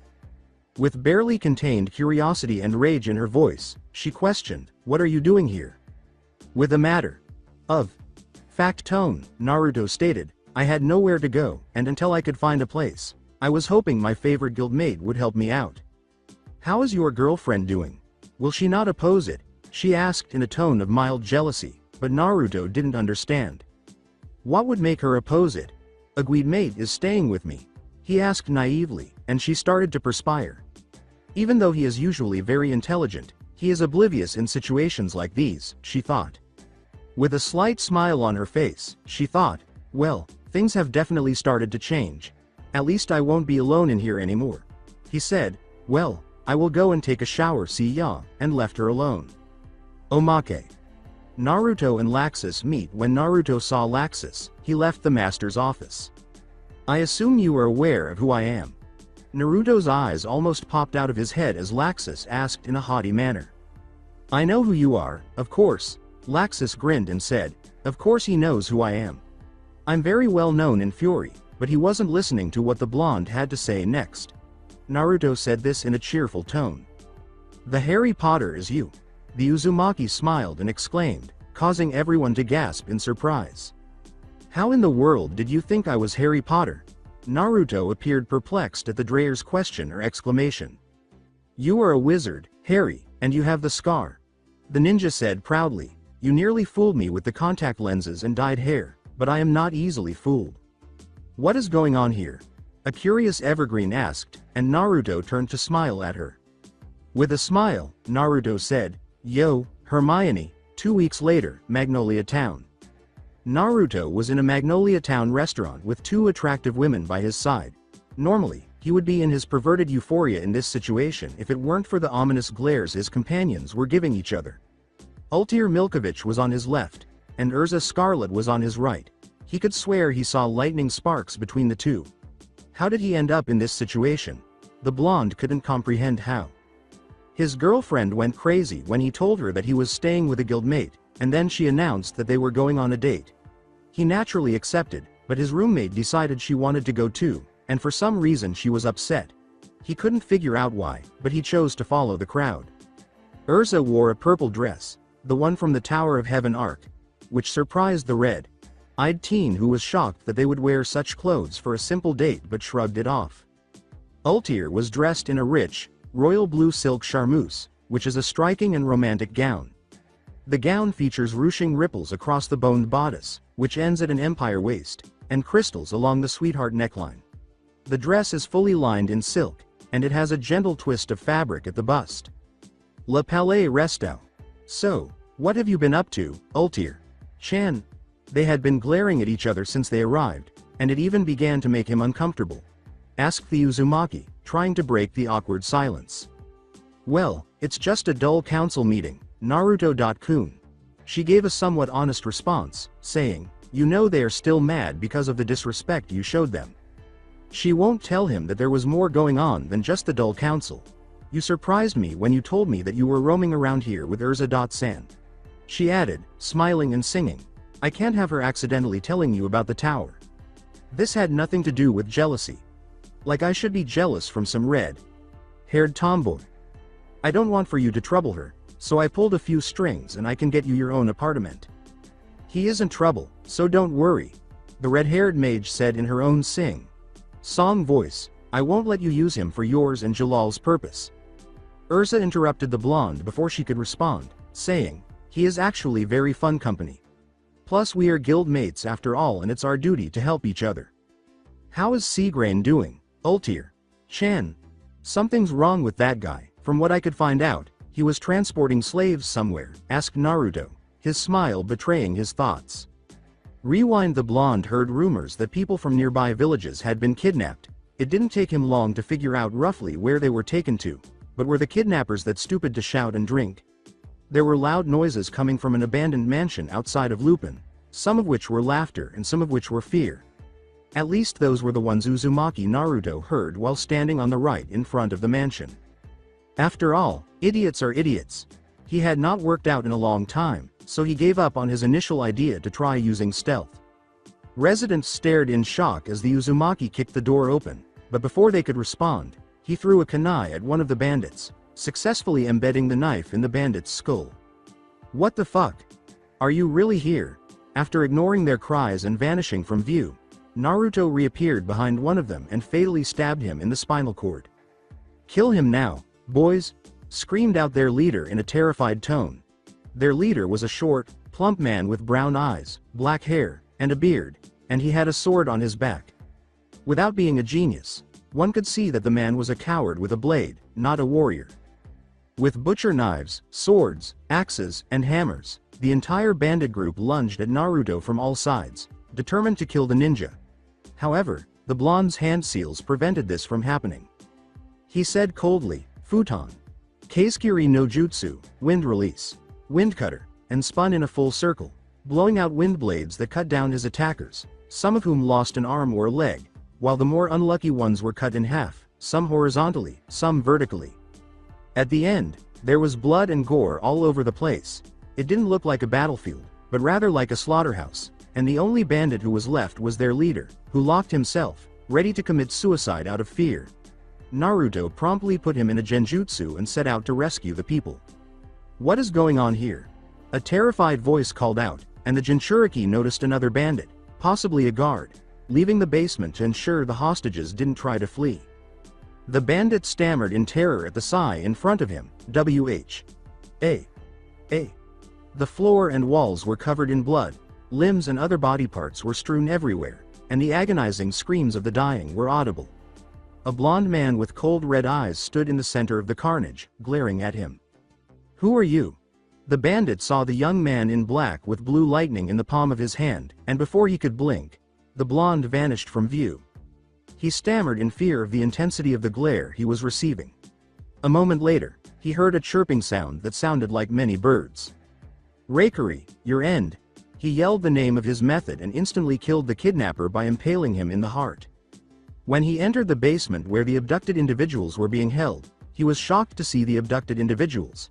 The red-eyed young man was taken aback by the fact that there were people of all ages. Why were the bandits abducting ordinary people? "How are you?" An elderly man, who was filthy, very thin, and battered, asked. Based on his condition, it was obvious that he was among the first people kidnapped. The blonde responded solemnly, "I am here to get you out of here." "How can we be certain that you're not one of them? Indeed, it's possible that you're merely attempting to entice us out." After Naruto had had enough, he immediately silenced them by releasing his intent to kill, and a moment later, there was a dead silence in the basement. Naruto concluded the Jinchuriki in a chilly tone that sent chills down their spines. "It doesn't matter if you trust me or not, I am here to bring you back to your families. But if you prefer to stay here, I will let you stay here until you rot." They began to depart one by one after Naruto's words were heard, and by the time they reached the upper floor, he used genjutsu on them to spare them the gory scene. The blonde then instructed them to wait for him 200 meters south of the mansion, but not before asking them if they had any idea why they had been abducted, and their responses only confirmed his suspicions that they would be sold into slavery at an unidentified location. He unleashed the genjutsu on the bandit leader after they had left. The short man was startled when he awoke, recalling a nightmare in which a blonde was killing his goons, but he realized right away that it was not a nightmare. He was hanging upside down on a giant tree by his ankle, and the sight of the icy red eyes staring at him with daggers made his blood run cold. What had the slaves gone to? With a tone full of hate and venom, Naruto roared at the man with the black hair. "I'm not sure, so please let me go," the short man responded.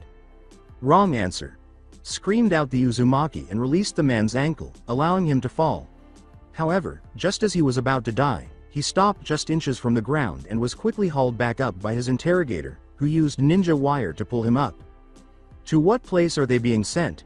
With even more anger and hatred in his voice, the blonde demanded. "I have no idea," he yelled as he watched the Kyuubi container drop him again. "But wait, I have some information," the fat man begged. "I am listening," said Naruto in cold voice, no longer shouting. The bearded man took a moment to take a breath in relief. "I wasn't able to see him completely identify him, but he had blue hair and something like a scar on his face," said the bandit leader truthfully. The Uzumaki nodded and assumed a thinking position. "Is that it?" The obese man nodded. "All right, would you mind doing me a favor?" asked the red-eyed young man. The bandit leader gave another nod. Before releasing the ninja wire and allowing the former leader to fall to his death, he said, "Say hello to your friends for me." Following those incidents, he was able to take down the main commanders and destroy a few slave routes. He discovered who the mastermind was behind everything pertaining to the slave routes. After finding out, Jelal Fernandez, better known as Seagrain's twin brother, was 90% certain that Seagrain did not exist. Jelal was the only one there. Flashback. And Naruto nodded, and she replied, He is okay, I guess." "Why do you ask?" the purple-haired woman asked. The Kakashi student said, "Well, he is a council member and a member of the 10 Wizard Saints, so I just wanted to know." Ursa tensed slightly at the mention of Jalal's false identity, which the Uzumaki and the Malkovich noticed. Ultir grinned and asked, Urza.san? Yes? The Scarlet said. The councilwoman inquired, are you Seagrain's girlfriend? Urza simply grinned back, rather than becoming upset or depressed as Ultir had anticipated. No, but since you brought on the subject. Are you his secret girlfriend? Replied Urza. The purple-haired young woman's eyes slightly narrowed at the comment. What gave you that crazy idea? Ultir asked. Urza gained a mock, thoughtful look on her face before answering. Well, you were together non-stop and he is your superior.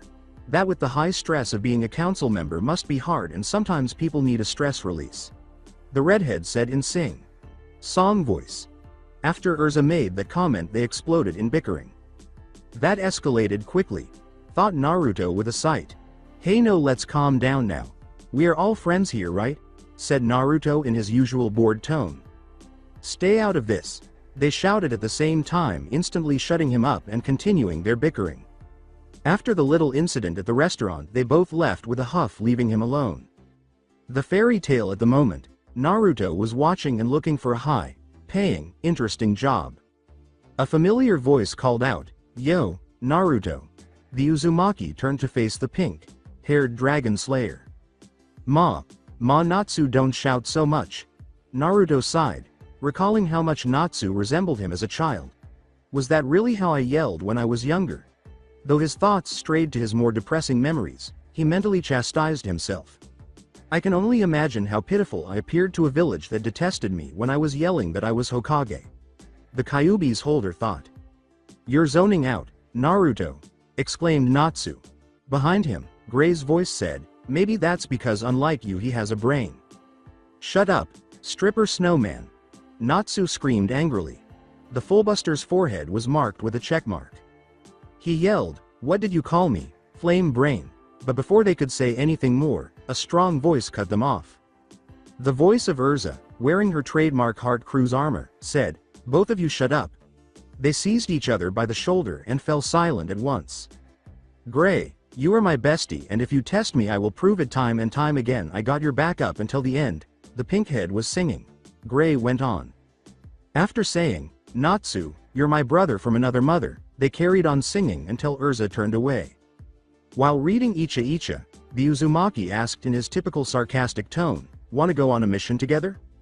Yay, I already have one, it is to go to Lupin Town, she said. Well, let's go then, traveling to Lupin Town. Urza and Naruto were currently making their way to the town where an insect creature was terrorizing the residents. Curious, Naruto asked, Urza, why are you and Ultir-chan so hostile towards each other? Urza became irritated at the mention of Ultir's name. She was just enraged by that woman.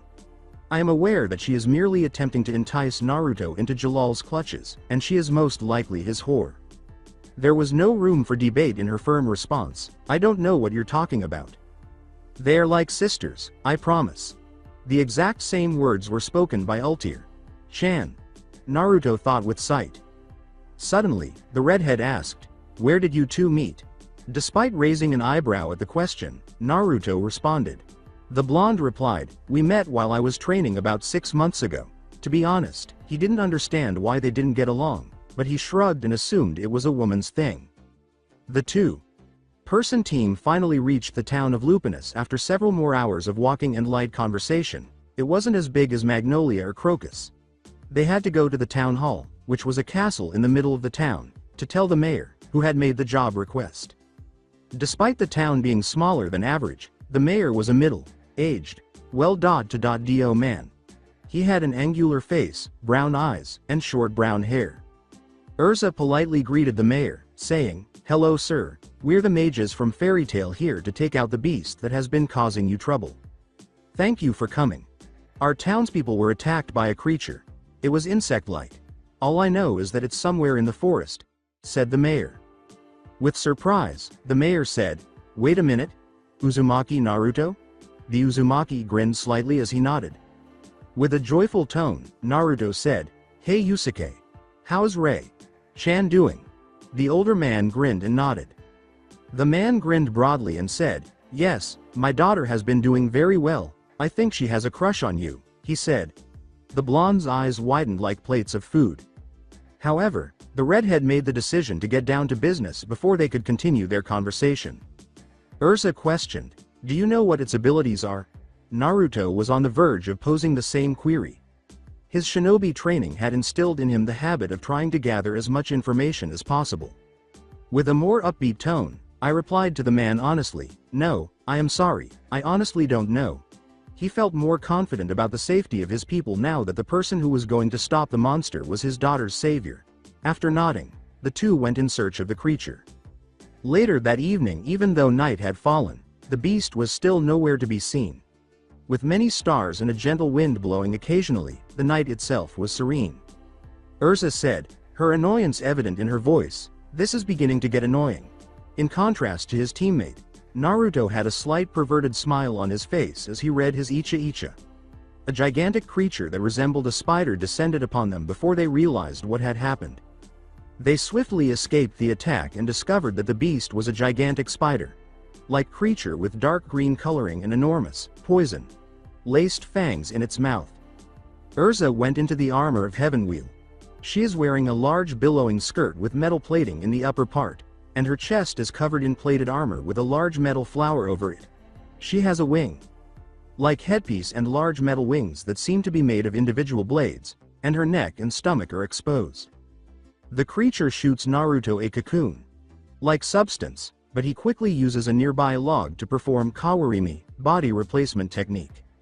The blonde was taken aback by the log's disintegration after it was wrapped in the cocoon. The Kakashi student forewarned Urza, "Be careful, the cocoon is laced with acidic poison." Urza avoided the insect's poisonous breath before she could react.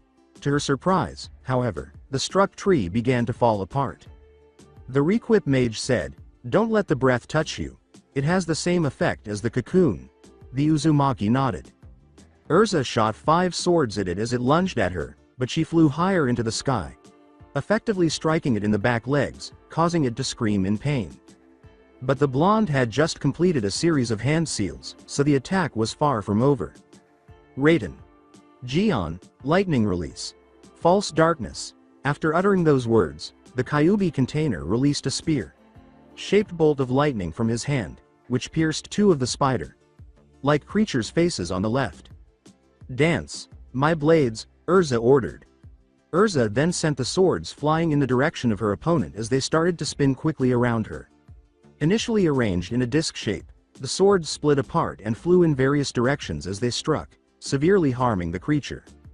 It roared with its remaining strength after miraculously surviving their attack. Arghhrr, it roared in agony and began to spray its poison breath all around. Urza put on flight armor and ran to where Naruto was perched on a tree branch above. There weren't many armored parts on this armor. It was cheetah printed, and the ensemble featured a pair of large cheetah ears on either side of Urza's head, a large collar around her neck, and a tail that hung from the back of her shorts. When wearing this armor, Urza is armed with 2 short swords that resemble the thorns of a rose and have intricate handguards that resemble rapiers. Naruto paused to consider how she had changed. "I'm getting attracted to these armors. Naruto, please don't think like this." Unfortunately for the creature, the poison gas caused a couple of trees to fall on it, trapping it.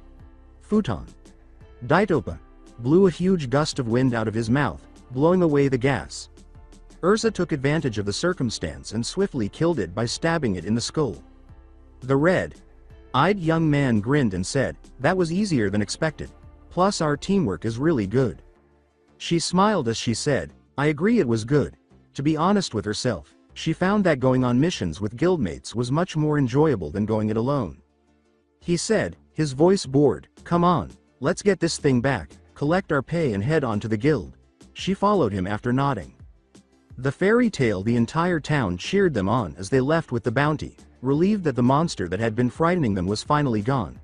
If it weren't for his female companion's sour glare, the majority of the girls would have rushed to encircle Naruto, demanding dates and other things.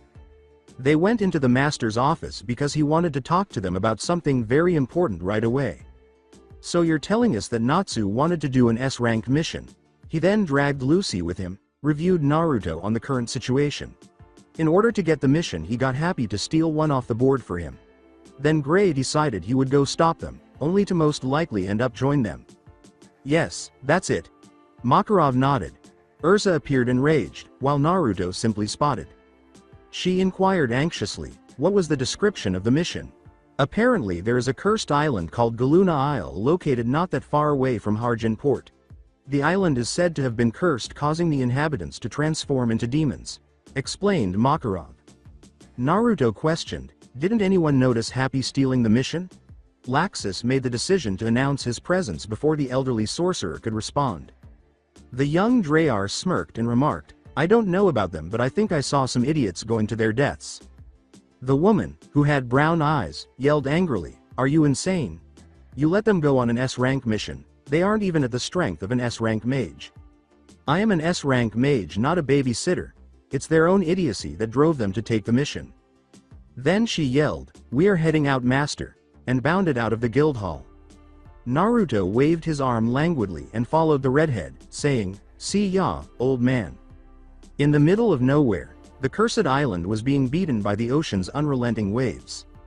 If one looked at the island from above, the single circular island had been pushed into the shape of a crescent moon by years of being struck by waves from one end.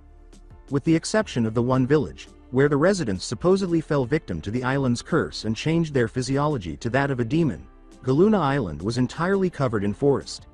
That was the information they had on the island, anyway. At the moment, Naruto and Urza were asking the boat owners if they had seen Fairy Tail Mage and providing a description of them. A male voice called out to the two, you say you were looking for Fairy Tail Mages? When he turned around, he saw a tall man with a black mustache and a bandana on his head. He was fully covered by a long, cream-colored cloak. Naruto approached the man and said, yes, we are. They took a dangerous mission and we are backup. The man nodded, looking a little taken aback. Well, you're in luck. I was the one who took them over. Were the group you're looking for a pink-haired boy who had a blue cat and was accompanied by a hot blonde and a guy with black hair who has a stripping problem? Asked the man. Really, why are they unable to leave a positive impression, at least on a client? The young man in black thought. On the other hand, the female Fairy Tail Mage was growing increasingly enraged. He sighed and replied, yep, that's them all right. Well, in that case I can take you there if you like. My name is Bobo, said the man. However, he squinted at Bobo before they went inside. Naruto said gravely, but before we enter, I have to ask you something, Bobo-san. Bobo's eyes grew wide, but he remained composed. The words, really's your transformation, now, came out of Naruto's somewhat sharp voice. Bobo was perspiring profusely now. What? How did he discover that I was a transformed demon? With a reluctant nod, he let go of his transformation. A demon was exposed when he removed the bandages covering his face. It was discovered that the previously disguised demon was purple, with dark purple spots all over his body. In addition to a black mustache that stretches from his nose to his mouth and chin, he has two horns on his head. He is dressed in a white t-shirt, a light green cape that is wrapped around his chin, and a blue cap with skulls on it. He also wears dark boots and dark pants that are held up by a pink rope that is tied around his belly and serves as a belt. Urza demanded in an unarguable tone, you are going to tell us everything you know about the mission. Okay, I will tell you everything, he said with a sad sigh. Years ago, me and the other villagers began to forget that we are demons.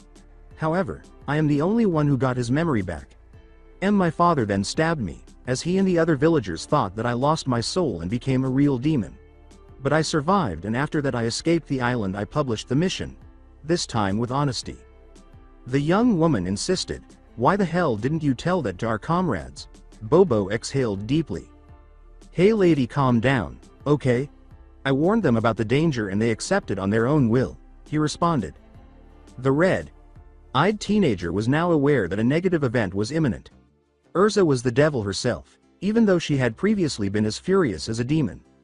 Bobo began to leave, not realizing how dangerous he was, but Urza had other ideas. As soon as they set out for Galuna, the redhead made the previously disguised demon paddle, and at a high point, she aimed one of her swords at his family jewels and another at his back for added excitement. Bobo was moving as quickly as he possibly could. Alongside Lucy was yelling in her head, this woman is insane.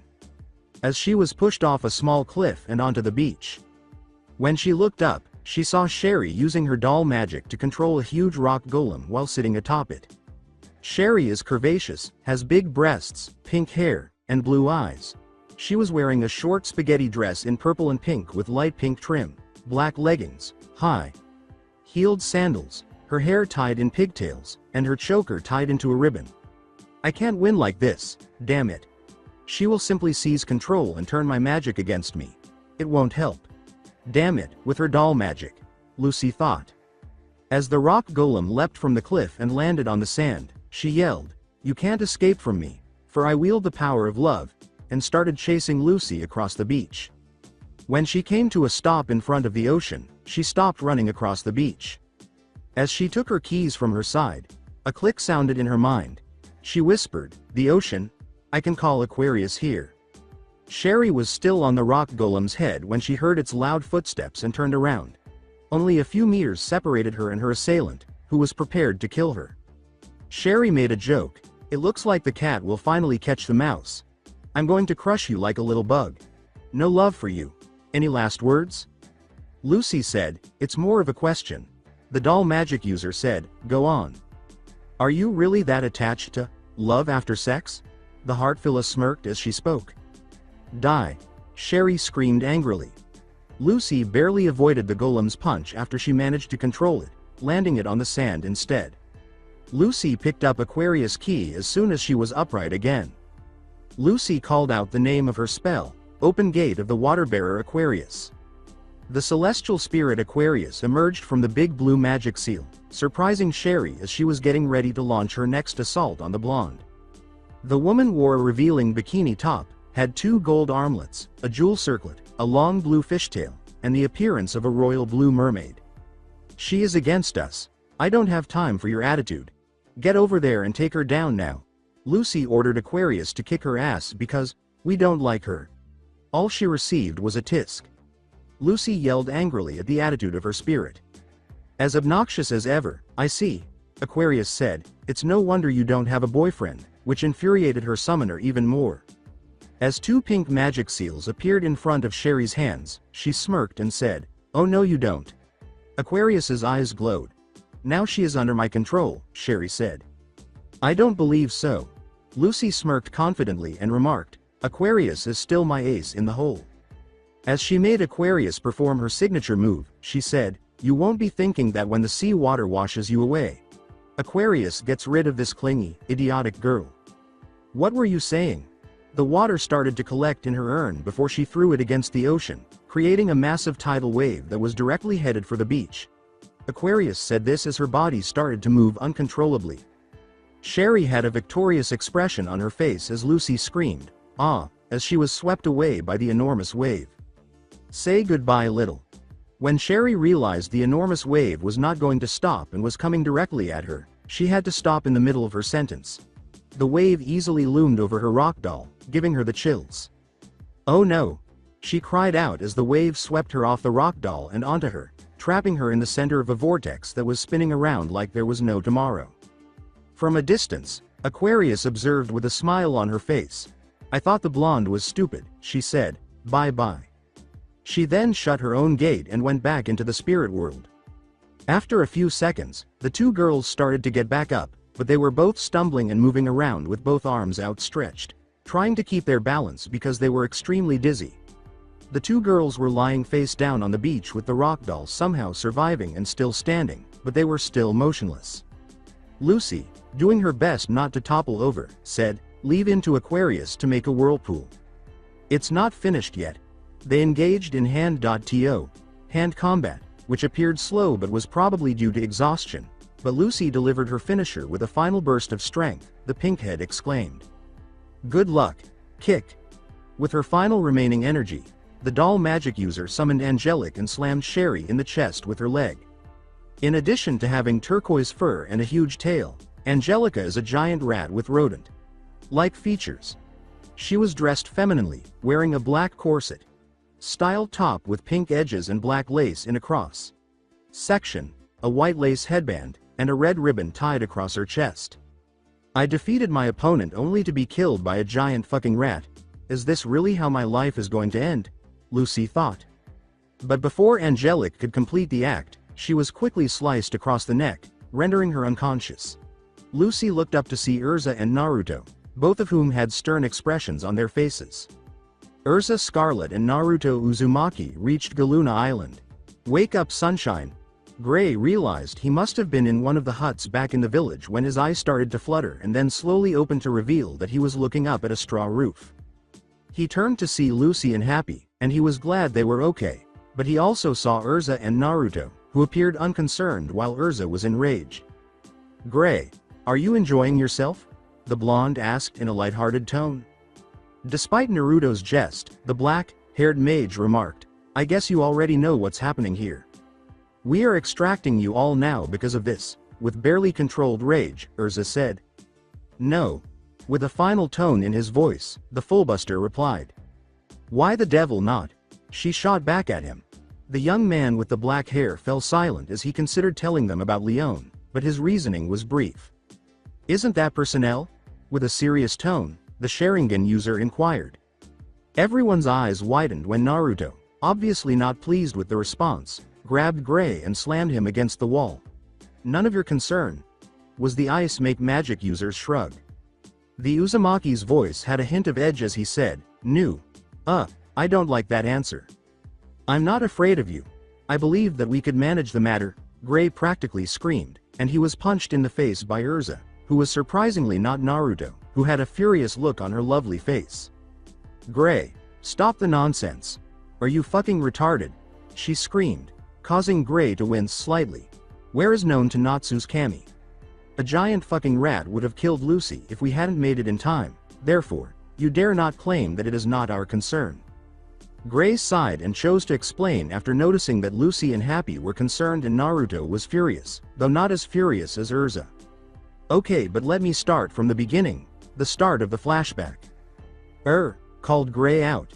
With a light blue magic seal forming in her hands, she yelled, "Gray, stay back."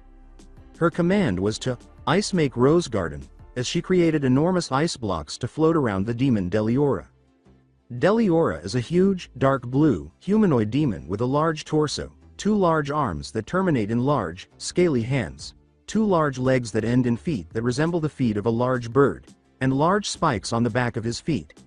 He has mane like hair that falls down to the nape of his neck, 2 horns that point upward from a plate on his forehead, large pointed teeth, and 2 hollow eyes.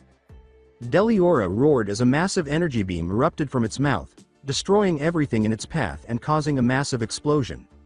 The beast's magic was the large, powerful, lime-colored magic beams that erupted from his mouth, causing massive amounts of flame to erupt upon contact with anything. The destruction caused by these beams is immense. As the creature from their worst nightmares destroyed their home, the civilians all cowered in terror. Men, women, and children fled in the hopes of surviving this night, but the majority were not fortunate enough to survive due to the demon's incredibly powerful blasts. Between breaths, she exclaimed, "Damn it. I didn't have an idea it could possibly be this powerful." Sighed in relief that her student was still alive, and she turned to see Leon unconscious after she had knocked him out earlier when he believed he could use Ice Shell to stop Deliora without knowing the consequences, and Gray lying face down a short distance away. Gray opened his eyes groggily to see Deliora in the far distance, still demolishing the building, and to see kneeling next to him, wrapped in an embrace. "It's okay. You're safe now," she said, pushing him to his feet and pointing to Leon. "Gray, you must carry Leon and leave this place with him and yourself." As Gray started to approach Leon to see how his friend was doing, she remarked, "I can't fight Deliora while trying to protect you both." Gray shakily slung Lion's arm over his shoulder as narrowed her eyes and Deliora said, "Hurry and go." "How about you, Why are we all unable to simply leave this place? And why are you here at all?" he asked. "I believed I was no longer your pupil." When she heard Gray's words, froze in place. Unbeknownst to him, she was wearing a tiny smile as she heard her student beg her to accompany him and explain why she was even here. "A friend of mine once advised me to consider my own happiness, but I can't remember ever appearing unhappy." She turned around and let Gray see her motherly smile, saying, "Because after all I had 2 adorable students who are like sons to me. They will grow to see one lively day after another, which makes me more than happy." As she spoke, Gray ignored the tear that started to escape his eyes and said, I came to reclaim that happiness. But Gray cried. How's your leg doing? When the explosion struck the rose garden technique and destroyed her right leg, looked down at her newly constructed ice leg. She tried to comfort her student who was crying into her chest by saying, It's nothing, Gray, don't worry. Why wouldn't he? He was seeing his surrogate mother without her leg. In order to calm Gray and end the fight, she swiftly created a new leg using her ice make magic. You see, everything is better now, though it didn't sound good due to the pain she was experiencing at the time, said it in a cheerful tone. Refrain from leaving. I am solely to blame for this, he wouldn't have come if you hadn't saved me. With tears running down his cheeks, Gray screamed. Why? Why did that demon have to take away everything that was valuable to him? I'll keep you away from my pupils. This is the end for you, monster, yelled. A frozen shell. Before 4 ice beams erupted from her and struck the magic seals surrounding Deliora, your body erupted in a white light. Then, the magic seals started to shrink in size before they nearly vanished as they erupted in a bright light that engulfed Deliora. Gray shouted, worried about his teacher. He looked at his teacher and saw cracks beginning to form across her body, scaring him. Your body. This spell turns your own flesh and body into ice forever, she said, sending shock and astonishment through Gray's tiny frame. Gray's eyes began to well up with more tears as a result. Gray, I need your help with something. Inform Leon of my passing. He will try to lift the spell and undo the effects for the rest of his life if I know him well enough. That would negate the purpose of my motivations. Leon and you should travel the world, in my opinion. Deliora caused ice to form all around the enormous demon, enclosing it and preventing it from escaping. He cried, please don't leave me, he said. I follow your instructions. I'll do anything, but please don't leave. She turned her head, half of her face already frozen, and gave Gray a final maternal grin before saying, Don't worry, Gray. I will live on. Before she was gone, Gray heard her voice call out to him one last time before the rest of her body turned to ice, then broke and joined the ice that had formed around Deliora. I will live forever as ice. My son, keep moving forward and toward a brighter future. Mom. As his teacher and surrogate mother vanished from the world, Gray let out a cry. End of flashback. The last time I saw Leon before this mission, he blamed me for death after I told him later.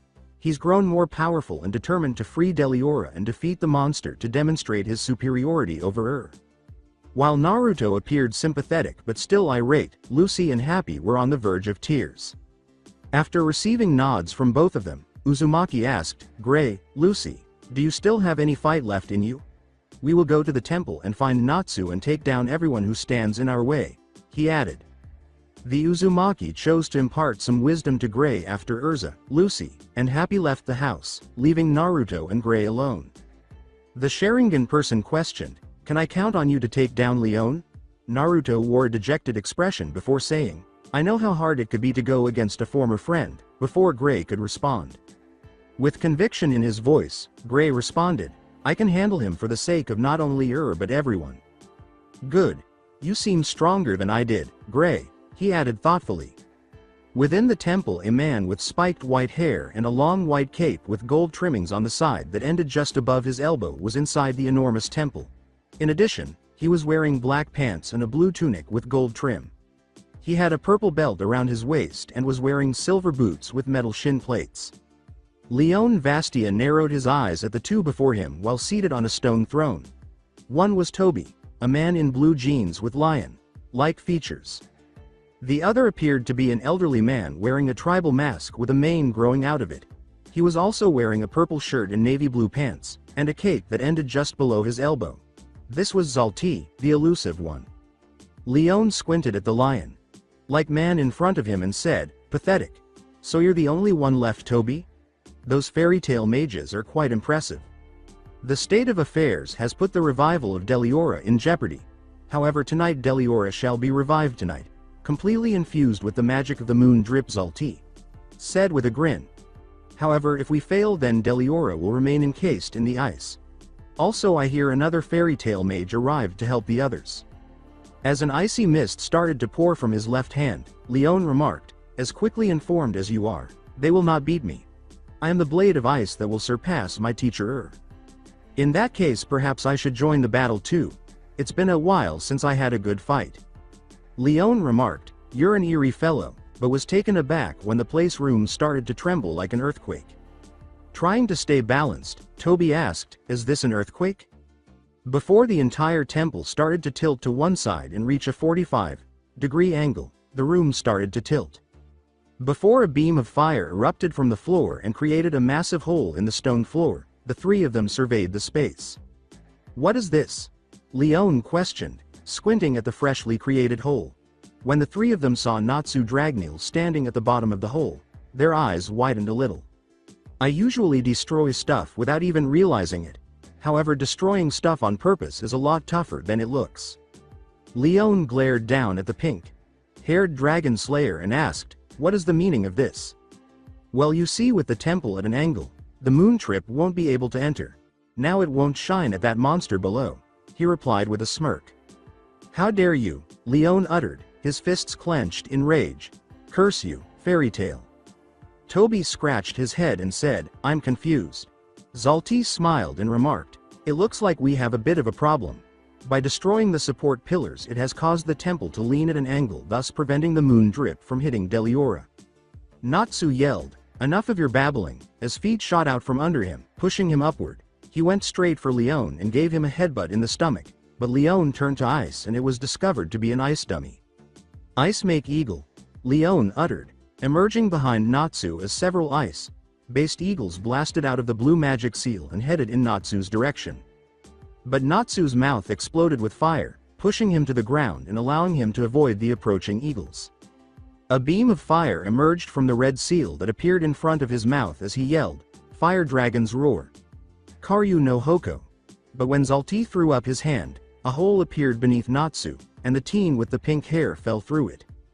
Do not interfere, Leon told Zalti as ice erupted everywhere, spreading and forming the room until it appeared as though it was made of ice. Natsu slowly ascended again and gazed at Leon. I am Cold Emperor Leon, the only mage capable of defeating Deliora. Letting this fool give me trouble would tarnish my name. Confused, Natsu said, defeat Deliora? I will surpass her by defeating Deliora. This has been my one and only dream. When Natsu had had enough of Lion's meager words, he climbed out of the hole and gave Leon a fierce look. Natsu inflamed his hands with fire and remarked, what you're doing is causing a lot of trouble. If I have to beat some sense into you, then I will. After a while, one thought was going through Natsu's head as he battled Zalti the masked man. Why would this man wear perfume meant for women? The salamander asked directly, are you gay? For a brief moment, the fighting stopped, and there was a complete silence. Zalti cried out in horror. What? Ultir frowned inwardly. My boyfriend called off our date, which wasn't my fault. I promised that there would be terrible repercussions if he called off our date with the red-haired bimbo. Rasengan, spiraling sphere. Ultir was barely able to react before a blue sphere appeared behind her. She leapt out in a hurry, avoiding the move that caused the Rasengan to strike the wall and destroy it. Almost, is what Uzumaki muttered to himself. The Milkovich said, oh, a newcomer. Another one that will die. Yuppie. Of all the member they had sent, it had to be him. It had to be the person who can tell when someone is using transformation magic out of everyone who could have attended. Naruto commanded, Natsu, give me the briefing on this guy. When Natsu said, he uses a woman's perfume, Ultir and Naruto both swore. He thought, oh, you mean abilities? Well, he uses a ball and he manipulates time. After noticing this, the Dragon Slayer surprisingly listened to Naruto's instructions and left when he told Natsu to go help Gray. Seeing Zalti grow irate, he went on, so, you are a tranny, huh? And your weapon of choice are balls. Do I have to explain how intimidating you are? He asked. Ultir grinned and retorted, shut up, girly man. Zalti doesn't care what blonde girly man thinks. In fact, Zalti thinks blonde girly man is just Jaleus. Naruto growled a huge tick mark and roared, you fucking asshole, girly? I will show you who is girly when your guts are on the ground, you piece of shit. Zalti was about to punch the fake shaman in the face when the Uzumaki lunged at him, but the shaman managed to block and attempted to kick Naruto in the face instead. Zalti leapt back to avoid the blow, but Naruto blocked and attempted to knee the voodoo priest in the stomach. I can't use the Zalti persona to fight him, damn it, she pondered. Naruto grinned because he was far more skilled than his opponent in hand combat. Out of the corner of his eye, he saw a piece of Shikigami. When he realized it was an avalanche of Shikigami rather than just one, his eyes widened. Kaiten. Goryuka no Jutsu, Fire Release, Great Dragon Fire Technique. With a giant flaming dragon head, Naruto attempted to defeat Zalti and the Shikigami avalanche. Gray and Natsu vs. Leon Vastia. Gray began the suicide spell with the words, ice. He was willing to sacrifice himself in order to prevent the demon Deliora from gaining its freedom. Idiot. However, Natsu punched him in the face before he could complete his spell. With a low growl, Gray demanded, "Why did you stop me?" Natsu smiled and said, "I couldn't let my brother and rival die on me, can I?" Gray replied with a slight smile of his own, "I guess you can't." Urza, Natsu, everyone, I swear I won't die today." Leon roared with laughter. How cute the couple kissed and made up, ha ha ha. Ice. Make. Eagles was the Vastia's voice. Several ice eagles emerged from the magic circle and charged the enemies of their masters. Natsu yelled, "Karyu no Hoko, fire dragons roar," and let out a stream of flames. The ice eagles were melted by the stream of fire, giving Gray the opportunity to attack Leon. Ice. Make. Lance. Several lances that were prepared to stab the silver-haired mage emerged from Gray's blue magic circle. Ice. Make. Shield. Leon yelled, shielding himself from the lances with an ice shield.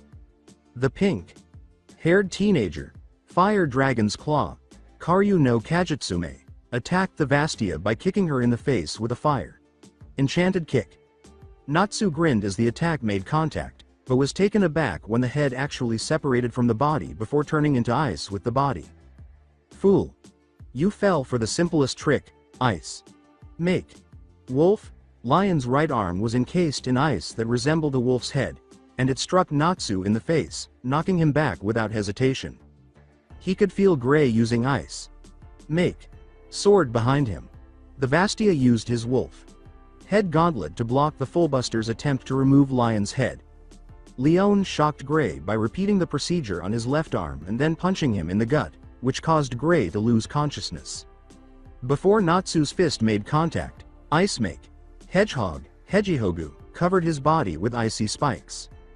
Aghhh. The Dragneel angrily roared, gripping his pleading arm. I can't move my arm anymore, fuck. He saw his opponent charging at him with a savage smile on his face, and his eyes widened. Die bastard. Ice. Make. Sword. Called forth a sword fashioned entirely of ice, ready to sever his head. Ice. Make. Hammer, Hanma. Leon barely rolled out of the way as a massive ice-based hammer crashed down on him. Fire Dragon's sword horn, Karyu no Kenkaku, with his whole body engulfed in flames. Natsu sent Er's senior student flying back with a forceful headbutt. Gray shot an ice cannonball at Leon, saying, "It ends now, ice. Make. Ice cannon, Isu Kinan," defeating him by hitting him squarely in the face. With Happy, Lucy, and Urza. Lucy sighed, that was easier than expected. Happy chirped, and Lucy gave him a stern look. She screamed at him, "You didn't even move this entire time," but Happy chose to ignore her and eat his fish instead. Alongside Naruto, the words, "What kid of a fool uses fucking Shikigami?" were muttered by Naruto. He noticed that Zalti had gotten away by looking around. I suppose I undervalued him. I mean, her. Oh no, I'm going to give Zalti a call. Yes, it is roughly correct. The words, "It's not very polite to insult other people's magic crimson-eyed god," Shan, made Red's eyes widen. He saw that a single Shikigami had survived and was approaching him directly. With suspicion, the Uzumaki questioned, "Who the hell are you?" The Shikigami roared with laughter as they said, "Why, I am a Shikigami, of course, ha ha ha."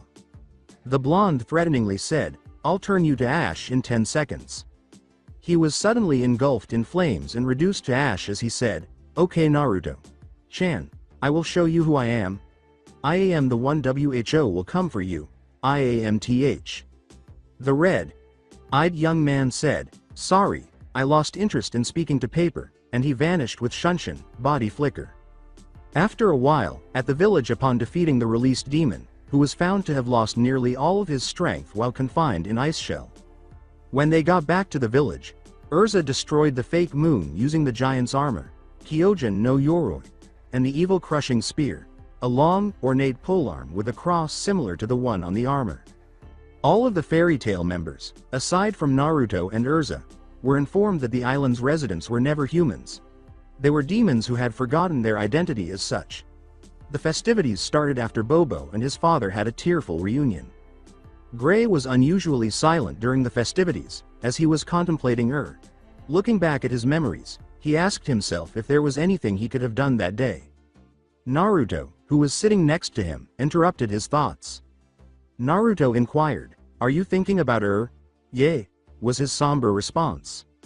Naruto chuckled hollowly and said, "You know my sensei also died."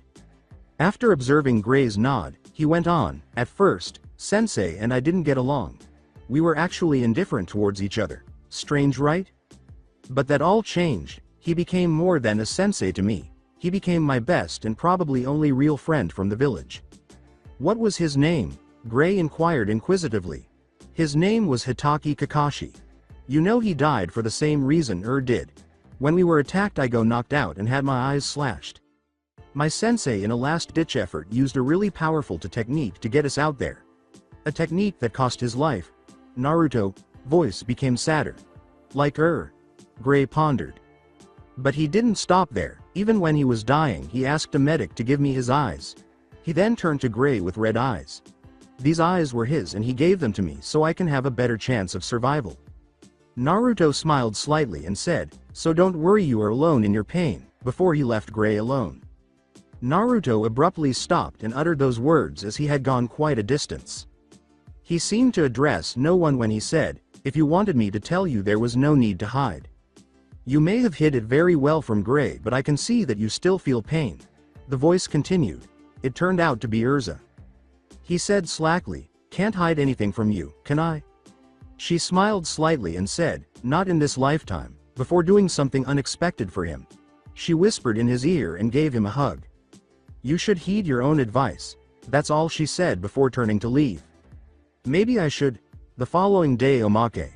What if Naruto hadn't heard about the female perfume from Natsu? Naruto grinned as he looked down at Zalti. Ultir was prepared for her boyfriend to attack her in any way. Well, practically any way. There was a sparkle in his red eyes that she could see. He started to make the Milkovich perspire a little under pressure. "Zalti, I will show you the technique that has defeated hundreds upon hundreds of men," he said. "Which method? He never mentioned such a thing to me," she pondered. "Don't worry, it will be quick and painless." 3. "I hope this attack doesn't kill me," she pondered. 2. "It will arrive in a moment," were her ideas. 1. "I'd rather not die." And before Naruto used his S-rank Kinjutsu, those were her thoughts. Naruto shouted, "Sexy jutsu! Ultir! Chan!" Ultir was so taken aback by what she saw that her eyes widened like dinner plates. She was well, naked in front of her. She kept thinking about what he said.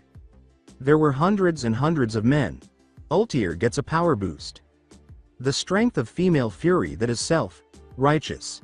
He didn't hear back. "How are you still alive? Is this guy gay or something? How could my ultimate jutsu not work against him?" Still not receiving a response, he repeated, "Hey, how are not out yet? You are the first one out of the many, and I mean many people I used this jutsu on, and yet you are still here?" When the magic surrounding Zalti waned, it became clear who was hiding behind the Zalti mask. Ultir Milkovich was standing in front of him. Yes, shit hit the fan. When Naruto saw his friend's face, he turned as white as Orochimaru. She might have caused the Shinigami to flee in terror back to Kami. "Ultir. Chan, I was just kidding, you know. Still nothing. No one ever saw you naked. I was just playing mind games, you know." Even the Sharingan was unable to follow her after she vanished entirely from his line of sight. She was now directly in front of him, a red aura enveloping her fist. He could make out some faces in the energy covering her arm, which was an intriguing aspect. In addition to Tsunade and Sakura, he could also make out strangers, such as a red-haired woman. Naruto pondered absently as the fist was about to strike his face. Am I seeing my death so slowly because of the Sharingan's curse? White light was all that was visible after the fist struck his face. Could he see Madara and Kakashi? Why was Madara Uchiha in that location? They were both reading Icha, but why? You have finally joined us, my student, Kakashi said, grinning. Madara shared a strange smile. Naruto questioned, what's going on here? Kakashi grinned with his second eye and said, well, Naruto, it's time you had a history lesson. The truth about my death is not what you think it is, was the Hitachi's opening statement. How so? The Uzumaki inquired. Sigh. Well, you see that pink-haired medic.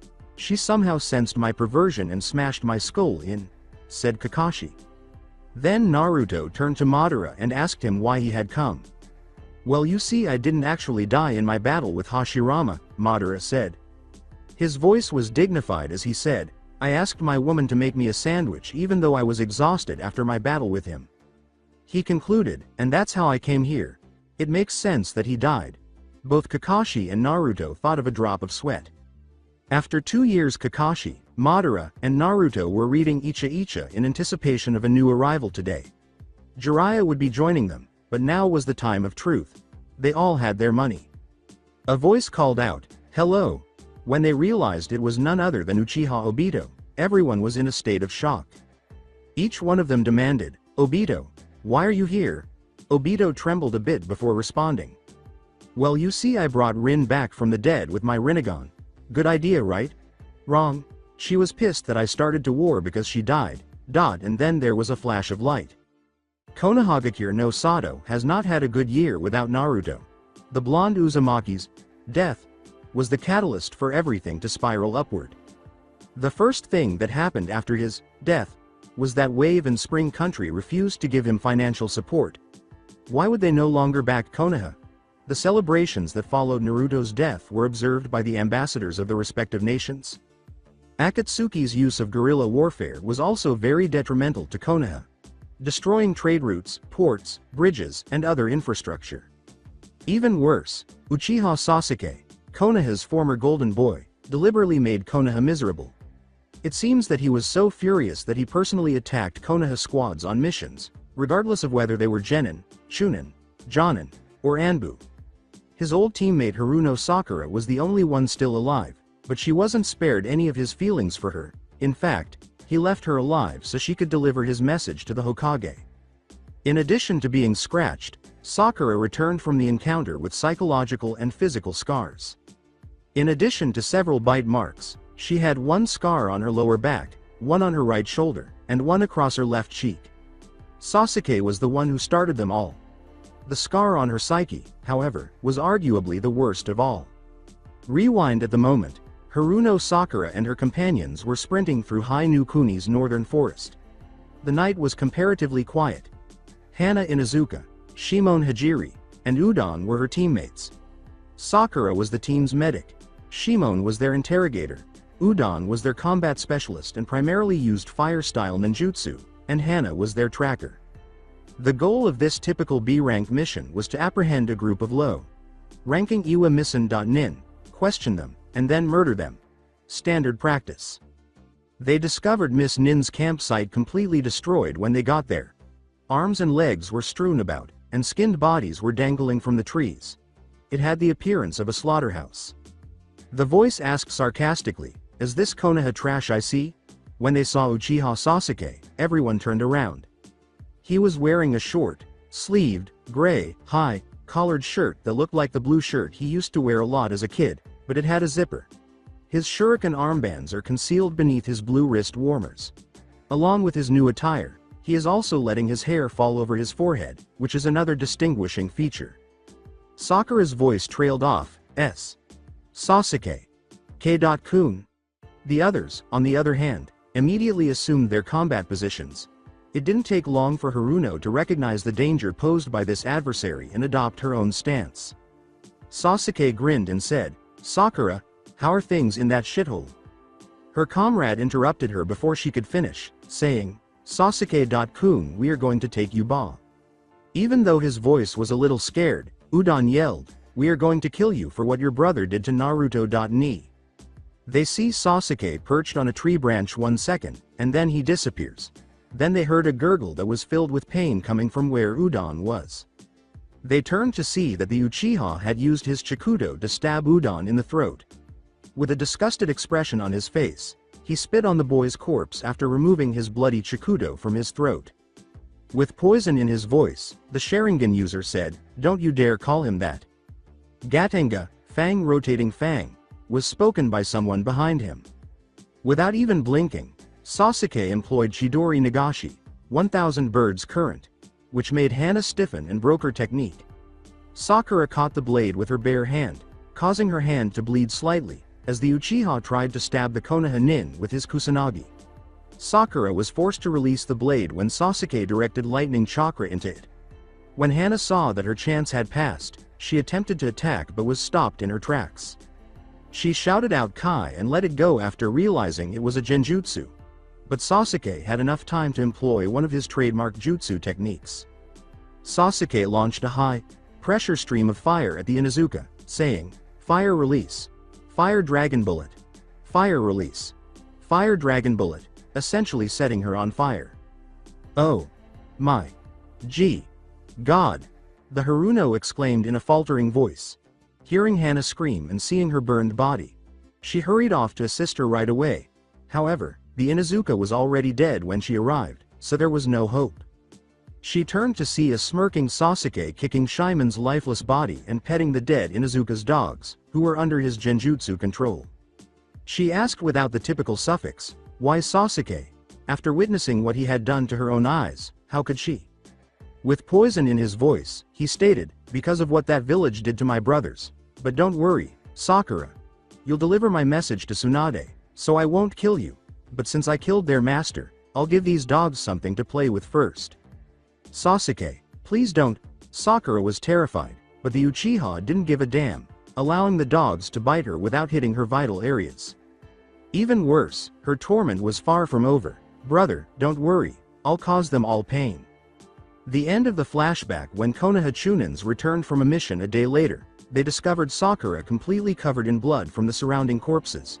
It didn't take a genius to figure out where the blood was coming from. Tsunade provided her with immediate medical care after they returned to the village, and while the good news was that the pinkhead would physically recover completely and that she would not have any scars on her body with monthly check-ups from the Godem, the bad news was that she was psychologically broken. The man she adored and admired deeply detested her and made every effort to ruin her and her friends' lives due to his intense hatred. Her thoughts then turned to Uzumaki Naruto, the man who had always been there for her, whether it was by saving her, supporting her, or giving her courage when she was scared, and, perhaps most importantly, he had faith in her, believing that she could overcome her fangirl days and become strong. Although not everyone believed him to be dead, the man was actually the Hokage's apprentice. But not everything is ideal. Ever since the encounter with Sasuke, she has spoken the name of the raven-haired boy with disgust and hatred, and she has become almost obsessive about her blonde teammate.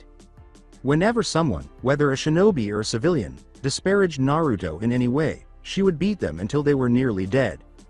One such instance occurred roughly 3 months following the Uchiha incident. The majority of the civilian population was at restaurants, bars, and brothels on this Friday night in Konoha, where most people were enjoying some well-earned relaxation. Most people were grinning at Yamanaka Ino and Haruno Sakura as they walked down the crowded streets. It was no big surprise that the heir to the Yamanaka clan and the apprentice of the Hokage were considered royalty by the civilian populace, until they arrived at a cafe where they sat placidly and took orders. Sakura was disgusted with them because they had the audacity to smile at her and act like the most loving, kind people on the planet. Bullshit. What were her thoughts on the matter? She noticed Naruto's childhood medical records, which genuinely alarmed her. She thought that the people around her were savages rather than the civilized people she used to be proud to defend, and it was unforgivable that they would do such terrible things to a helpless child. After that, she asked herself why Naruto was loyal to the village.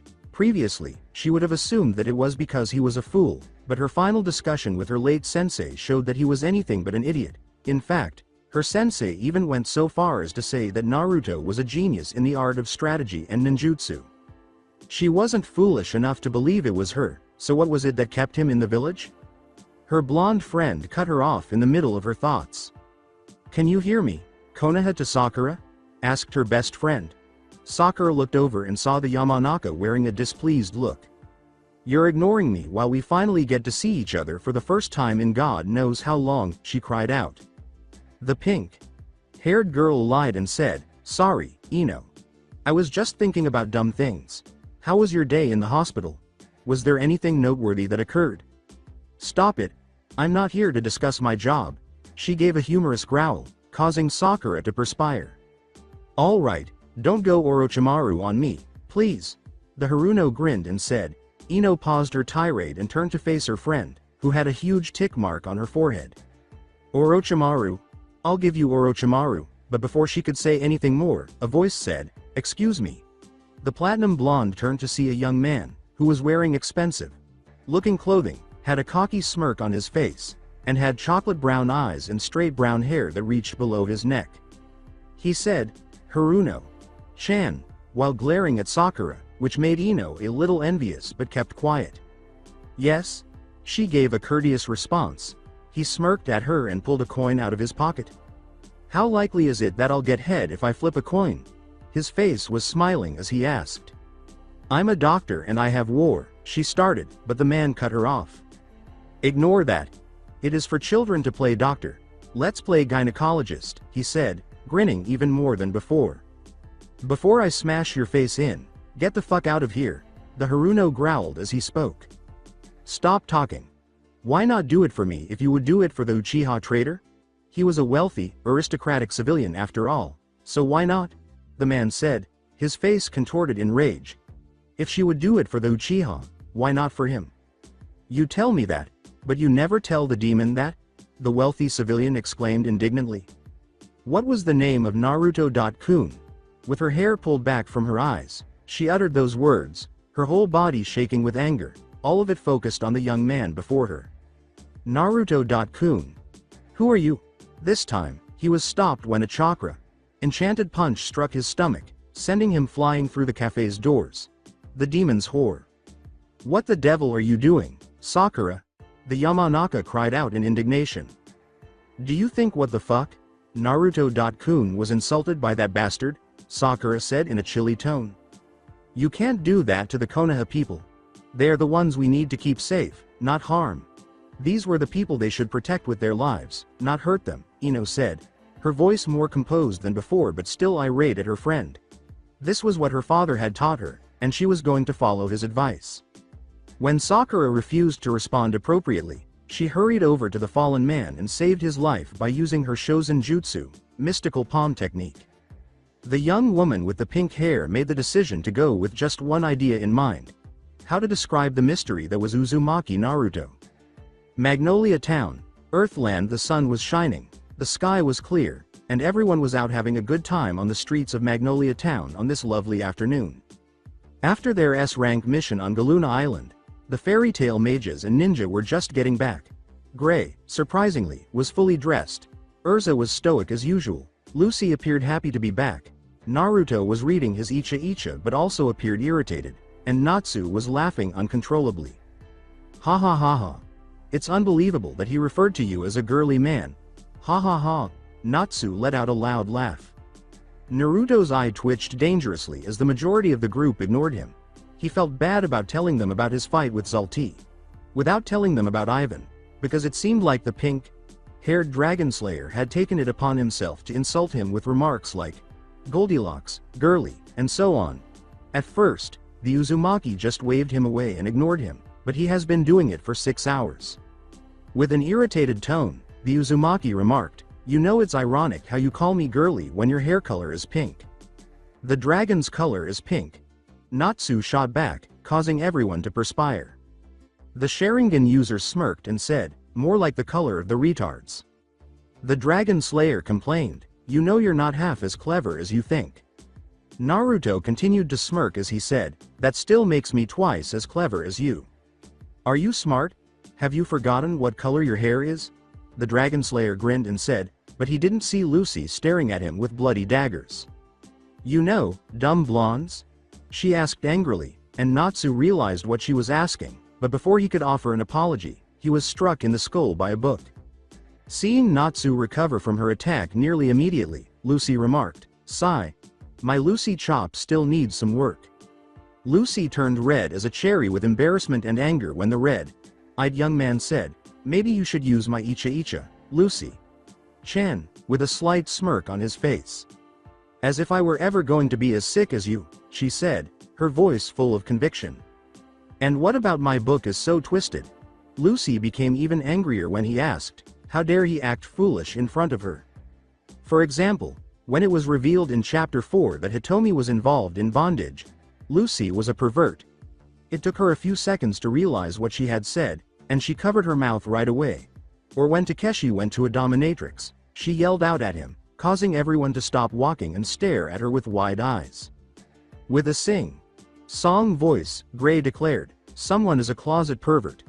Lucy glanced at him and saw that he was wearing only his boxers. Every 2 minutes, the guy who strips says. It took the fullbuster a moment to realize that he was wearing almost nothing when she yelled at him. Fuck it. Where are all of my clothes? He said that and immediately began searching for them, but the argument between Naruto and Natsu was still going strong. You're a faggot with pink hair if I'm a stupid blonde, the Uzumaki said, his rage mounting. Just as Natsu was about to return, he and Naruto were struck in the back of the head. Stop it. Accept the fact that you are both girly men and go on, Urza ordered. You're both just proving her point. Lucy was sweating when she looked at them and saw them complaining about it. One thought crossed the Uzumaki's mind as he gazed at the redhead. I feel sorry for the poor sap who is going to her boyfriend. He will become delusional from being bossed around all the time. Yes, he wears the pants in their relationship, and he would bet his life that she would make all the decisions, which is completely different from his relationship with Ultir. Alongside Ultir, since the man was Ultir's puppet after all, their conversations were essentially predictable and dull, so it wasn't particularly interesting when she was in Era conversing with Seargrain. Seagrain? She inquired, and when he raised an eyebrow, she added, do you think someone is delusional? Magnolia Town, hooray. We're almost back home, Lucy said, beaming broadly. Lucy. Chan, why are you so joyful? As the shinobi read Jiraiya's artwork, he asked with a hint of curiosity. How come I shouldn't be? The blonde mage asked, her expression bewildered. Do you think you've forgotten anything? Everyone, with the exception of Urza, stared at him strangely as he asked, his eyes still on his book. What happens when someone does something they shouldn't do? The blonde ninja's voice sounded almost like an adult attempting to explain the most basic concepts to a young child. Well, it depends on their actions. It really depends on the circumstances. You may be injured or killed. Then it dawned on her. Punished, she concluded in a melancholy tone. Yes. Happy yelled, causing the celestial mage to glare bloody daggers at the talking cat. However, the Scarlet interrupted her before she could use her bare hands to strangle the cat. Until you all receive your punishment, I don't want to hear from you at all. Her voice made it impossible to argue with what she said. What has occurred? Naruto asked, as many civilians had been staring at them with concern and a hint of fear ever since they had entered Magnolia. The redhead frowned and replied, I hope it's nothing too bad. I second that, Uzumaki said. Everyone was staring with wide eyes when they got to the guild hall and noticed that enormous metal poles were protruding from it, causing pieces of the roof and walls to collapse. E-guild, Natsu said, his voice filled with sadness and anger. Whatever became of it? The redhead, clutching her metal gauntlet, asked. Phantom Lord happened, Mirajane said, her expression dejected. What? What? Lucy inquired, not quite getting Myra's meaning. Have you mentioned Phantom? Mira nodded as Natsu asked. They got us really good, but it's frustrating. As they walked hand in hand, Mira led Naruto down a narrow hallway that led to the guild hall's basement. I'll take you to see everyone else, she said. When they got there, they noticed that everyone was depressed. Levi was sitting with Jet and Droy, Elfman was with Nab and Jeet, and Kana was with Makarov at the makeshift bar. Happy to see you again. Why would Makarov smile when Phantom Lord attacked the guild? He asked, his smile astonishment evident to nearly everyone. The guild master was a great liar when he needed to be, and he could probably outsmart most inexperienced shinobi, but he was unable to conceal it from the Uchiha bloodline limit. The guild master may have done a good job of hiding it under his facade of cheerfulness, but he was not good enough to hide it from the Sharingan. His mind wandered to darker places when discussing liars, specifically the Sandaime Hokage Sarutobi Hiruzen. He discovered many things about his grandfather and his role in his life after looking through Itachi's recollections.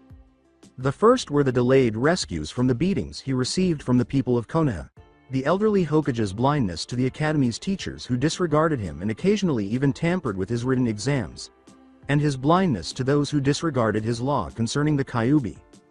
However, he also discovered another fascinating little fact that the elderly man had overlooked.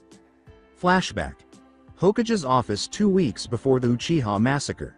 The Sandaime Hokage, the village chief, was facing Uchiha Itachi, who was dressed in his typical Anbu uniform, which included a flak jacket, arm guards, and a porcelain mask shaped like a weasel with a dark triangular marking on top. After saving the Kyuubi Jinchuriki from a group of civilians, everything went smoothly, and the best part was that he was able to save him before the civilians even got close to the little blonde boy. The Hokage personally summoned him after the incident. The third was staring at him sharply as though he had done something wrong, but what had he done? He had shielded the boy, so what had gone wrong? Do you know why you're here, Wessel?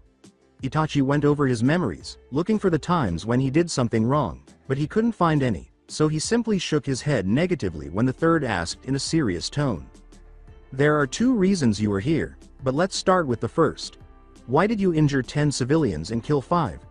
Demanded the Sarutobi while wearing his Hokage voice, a voice that expected instant compliance and demanded respect and obedience.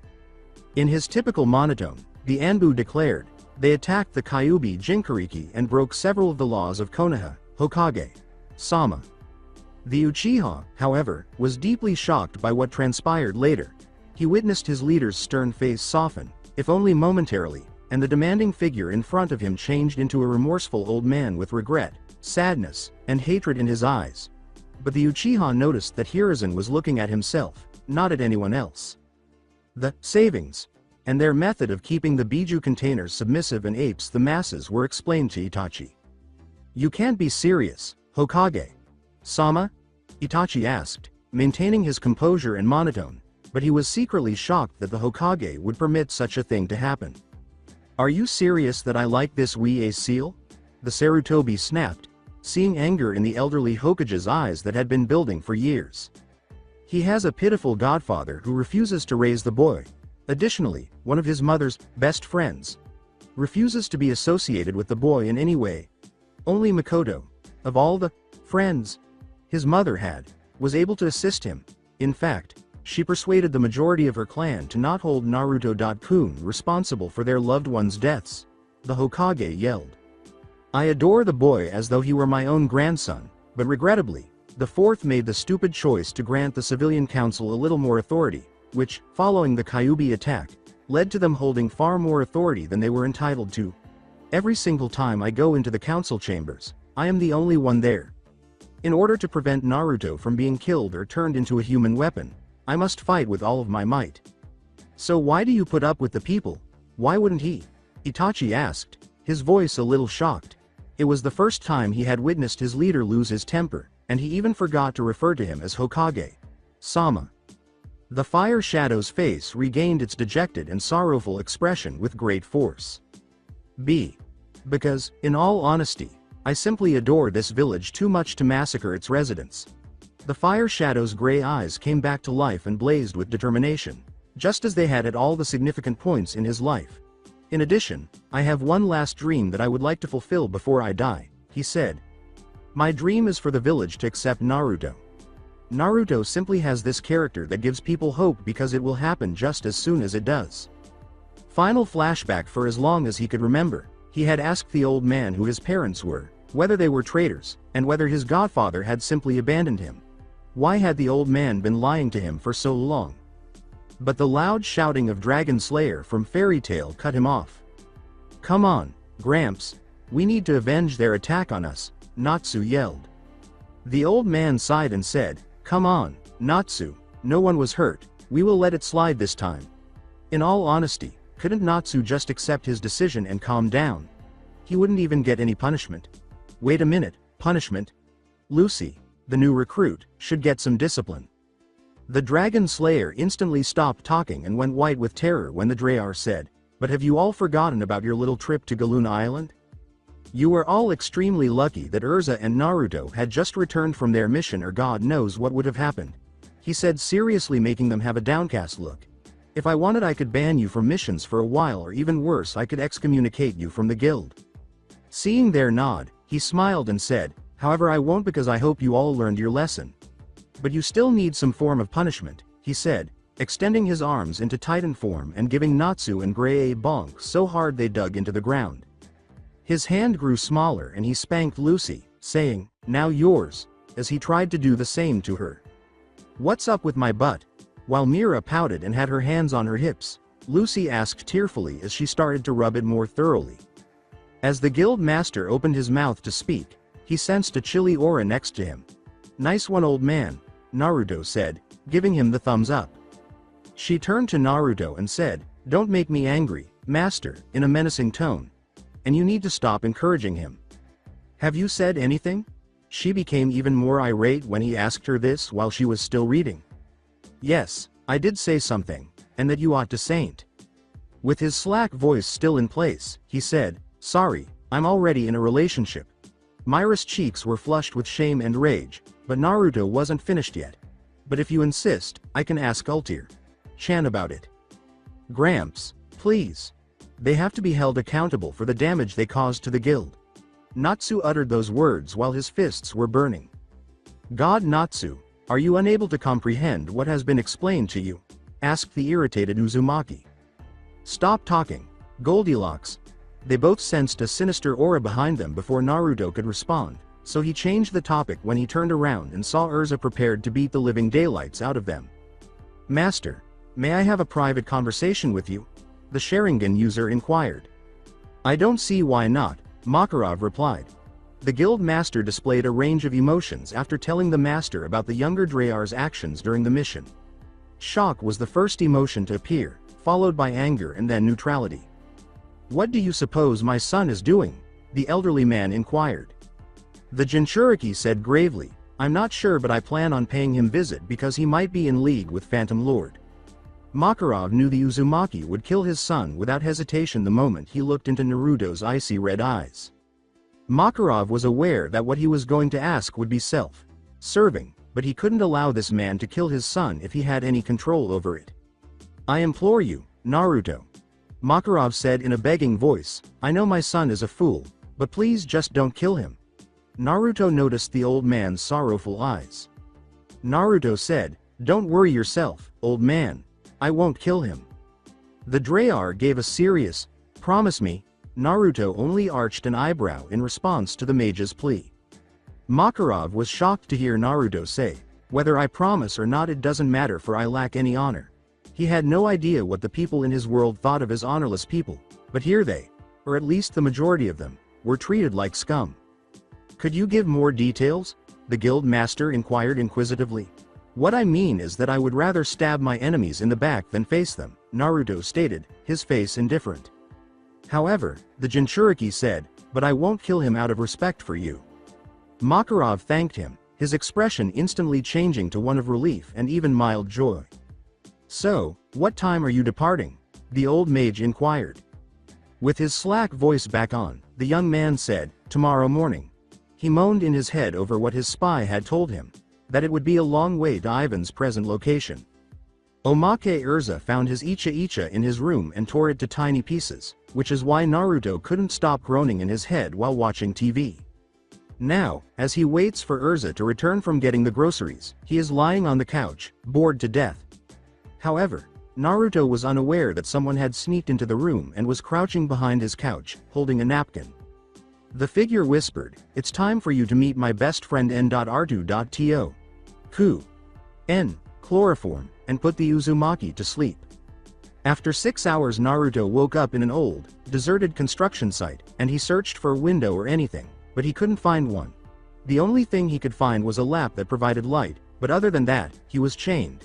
And there were several seals all over his body that prevented him from using chakra. He vaguely remembered fucking a woman, but that was all he could remember. The most bizarre aspect, though, was that he was only wearing his orange boxers and that there was a strong sexy odor. How could this have occurred? He was cheating on Ultir Chan with a partner who was so sexy that it put him to sleep, and that partner had a chain fetish?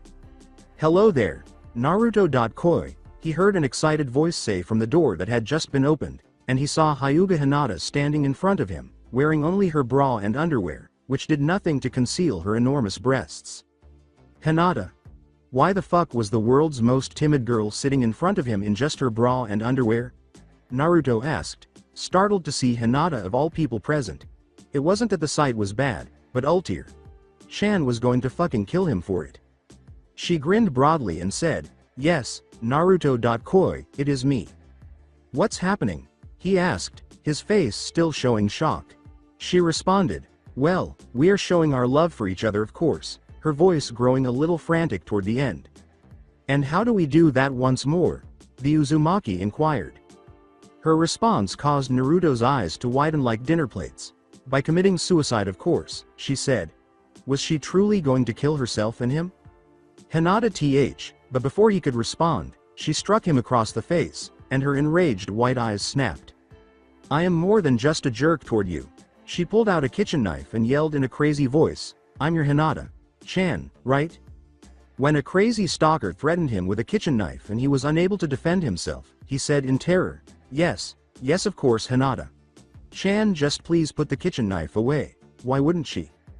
Please remember all of your friends, Kiba, Hinata Chan. Naruto tried to persuade her to let him go, but unfortunately for him, Hinata smiled once more. With a smile that would have made Orochimaru blush, she said, don't worry, Naruto. Kiba is dead. What? You killed him, but why? He insisted.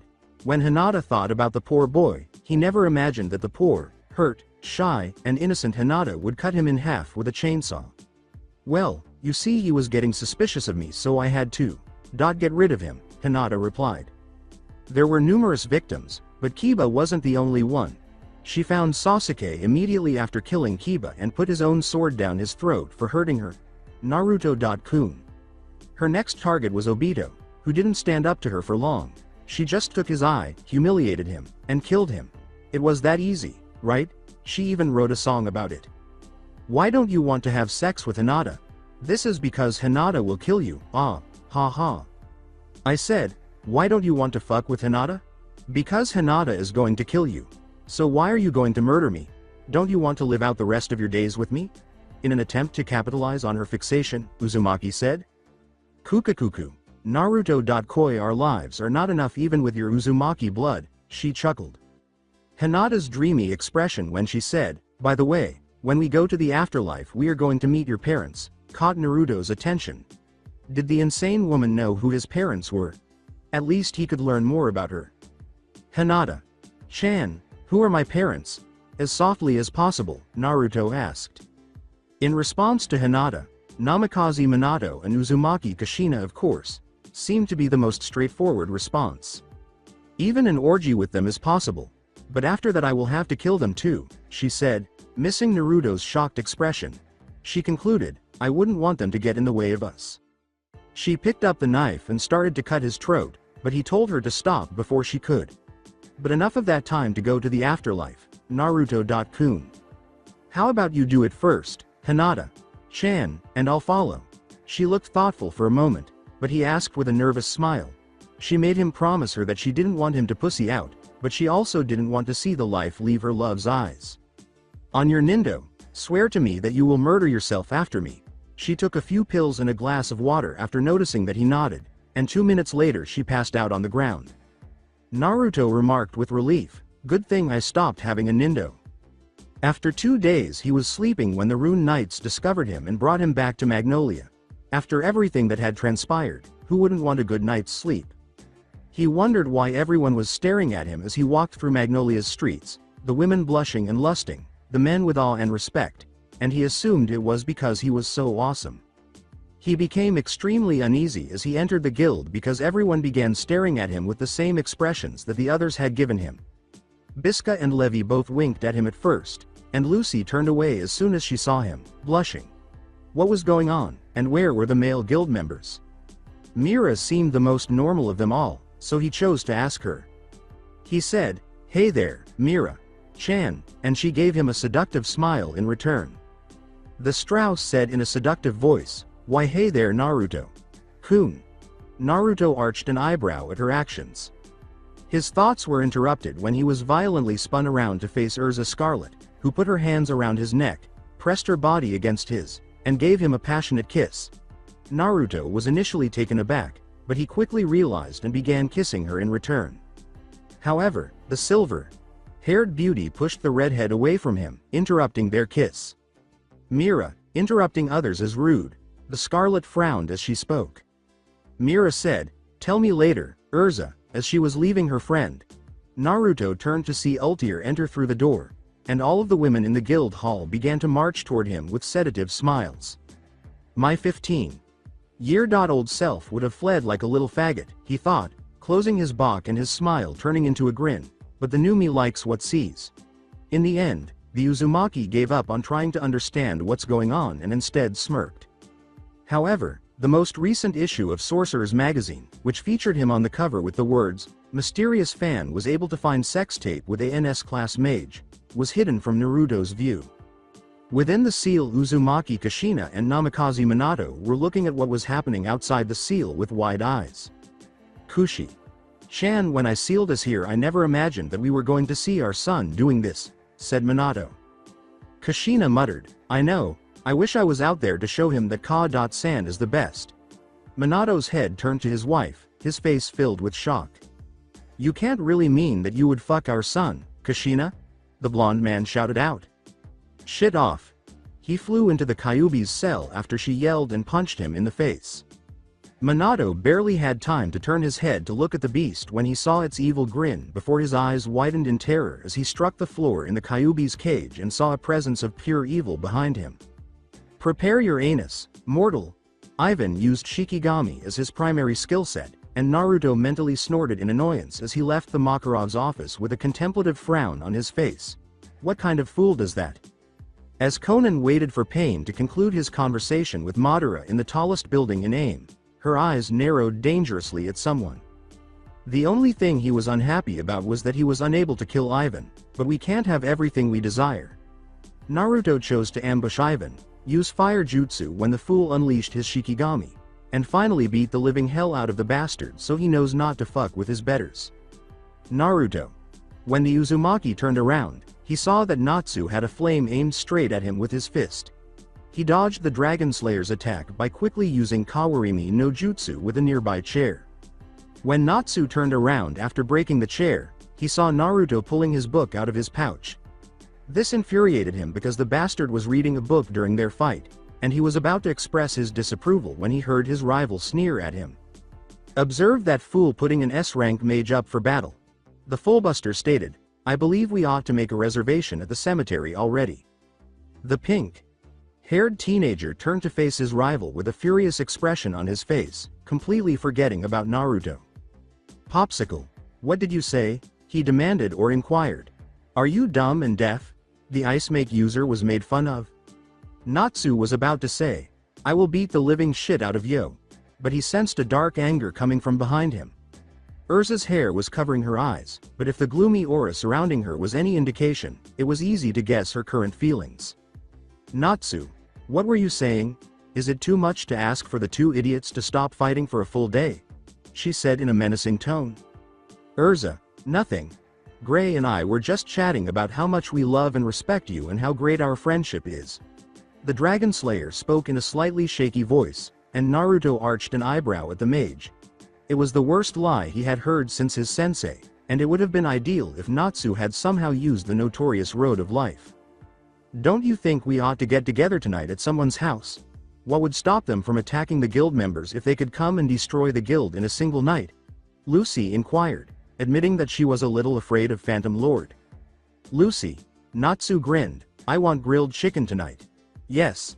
Happy gave a smile of his own and exclaimed. But Luigi, I want you to buy me some fish, added Happy, his grin growing even wider.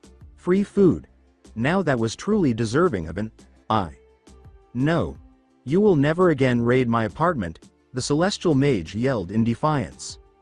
Why must we enter Lucis? We can visit Urza's and mine. After all, it's much larger, Naruto remarked. Naruto is not entirely incorrect. She trailed off, you can all come, but if you mess up, the consequences will be terrible. Everyone turned as pale as a sheet as the Scarlet finished, putting them in danger. With the hope that no one would notice, Naruto began to leave the guild hall inconspicuously. However, he was not fortunate enough as a pair of chocolate brown eyes caught sight of him. Urza demanded, "Where are you going, Naruto?" She knew he was doing something when he left the master's office, but what was it? Damn it, I'm touring the city.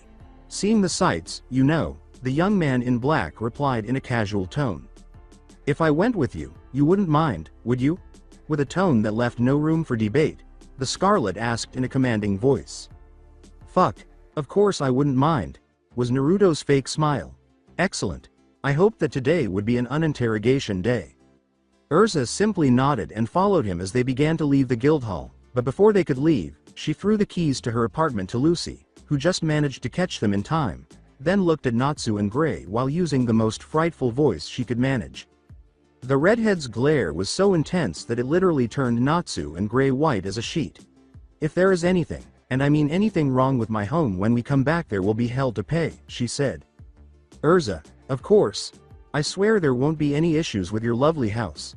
That was probably the scariest glare she had given them yet, said Gray, his face and voice displaying panic. Yes. Natsu said. Lucy recoiled in shock, saying, Natsu is behaving like Happy once more. Urza and Naruto left the fairy tale building and began to walk down the street, leaving her thread hanging. So I was thinking of visiting first the Cardia Cathedral. The Magnolia Cake Shop, the redhead said in a voice that was unarguable. He began to say, but couldn't finish, she said, the Magnolia Cake Shop, again. The Magnolia Cake Shop responds, well fuck you, even Sakura wasn't this demanding, and that's saying a lot. Naruto is sweating over her actions. Which color is your favorite? I asked Urza to draw her companion's attention back to herself. The question came out of nowhere, and Naruto raised an eyebrow, assuming she was merely attempting to strike up a conversation. The young man in black said, well, it might sound strange, but it's orange, with a faint smile that briefly changed to a frown. He liked the color on one level, but it also made him think of the leaf, which wasn't a good topic for him. Nevertheless, he quickly collected himself and smiled. To be honest, I didn't anticipate orange. The armor. Wearing Mage responded, somewhat surprised. Well, it's a good thing you don't let your love of the color influence your choice of clothing. My money was on black or some of the more darker colors. With a sheepish smile and a little nervously scratching the back of his head, he said, yay I know right. He was remembering his orange jumpsuits and, of course, the leaf, but he kept his composure and didn't let any of his feelings show. However, his second jumpsuit, which he received with Jiraiya, piqued his interest. Previously, he was thrilled when Jiraiya gave him money to purchase it, even though it wasn't particularly fashionable. In fact, it wasn't attractive at all, but the Toad Sannin still bought it. There are a few possible explanations for this, including the first that Jiraiya didn't like him, which he doubted, and the second that he was guilty of neglecting his child, which could likely work because he didn't learn much during his trip. His mind was filled with memories of the training trip, even though he didn't learn anything there. Those 2.5 years were among his happiest. After 15 minutes, Urza and Naruto stopped talking after they entered the Magnolia Cake Shop. Instead, it felt more like a swordsman interrogation, and the ninja was obviously not having any trouble avoiding her questions or outright lying to her. He was lucky, though, because Mira Jane Strauss entered the store with a chuckle, and he recognized her right away and hoped she wouldn't work with her friend against him. Lying to them wasn't particularly difficult. On the contrary, it was simpler than he had anticipated, but it quickly became annoying.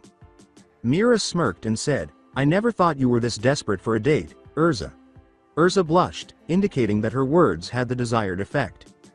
This isn't a date. Mira's grin only got wider as the Scarlet, whose face matched her hair, said, we're just two friends eating together. Mira was finally able to make fun of her friend once more. Yes, it isn't. The Strauss chuckled. It looks like the beginning of a porno. Naruto smirked as he turned his head. With his smile turning into a perverted smirk that would undoubtedly make Jiraiya proud, Naruto remarked, "You know, in Chapter 6 of Icha Icha Violence there is a very romantic scene in a cake shop between Takeshi, Uzume, and Hitomi. Do you want to woo me, Naruto-kun?" the young woman with the ivory hair asked. He began, "Maybe I am," not realizing that Urza's eye was beginning to twitch violently. "Boy, what I wouldn't give to." "Fuck!" the Uzumaki screamed in agony, as if someone had used a hammer to smash his foot. He turned back to face Urza, who was looking surprised. "Urza, why did you street holy mother of Icha? Mira laughed and said, "Foo, you are exactly like a couple." Urza flushed as Naruto tried to move his foot, which felt awful. "Are you crazy?" He paused and struck a contemplative pose before grinning and saying, "But I think it would be worth it thanks to the honeymoon." "I doubt I will survive past the honeymoon," he said. Mira laughed and said, "Who knew that you were such a pervert, Naruto-kun? So the fact that I read smut on broad daylight didn't give you a hint?" the blonde asked, raising an eyebrow. "Who knows? Maybe it did, maybe it didn't," the young lady with the ivory hair replied. Urza sighed and remarked, "I swear it's like both of you are perverts." "Do you feel offended, Miss Sexy Armor X 784? Naruto said this, and Urza blushed in embarrassment and rage, while Mira started laughing. Urza defended herself by saying, "I will have you know that my armors are made by the best blacksmith in all of Fury." It was true that the blacksmith was among the best in Fury. He may have been a little perverted, but he was still very skilled at creating her equipment. This time, it wasn't Naruto but, surprisingly, Mira. And I'm sure his favorite part is taking your measurements and watching you test them out. Urza got a tick mark on her forehead the moment she heard it.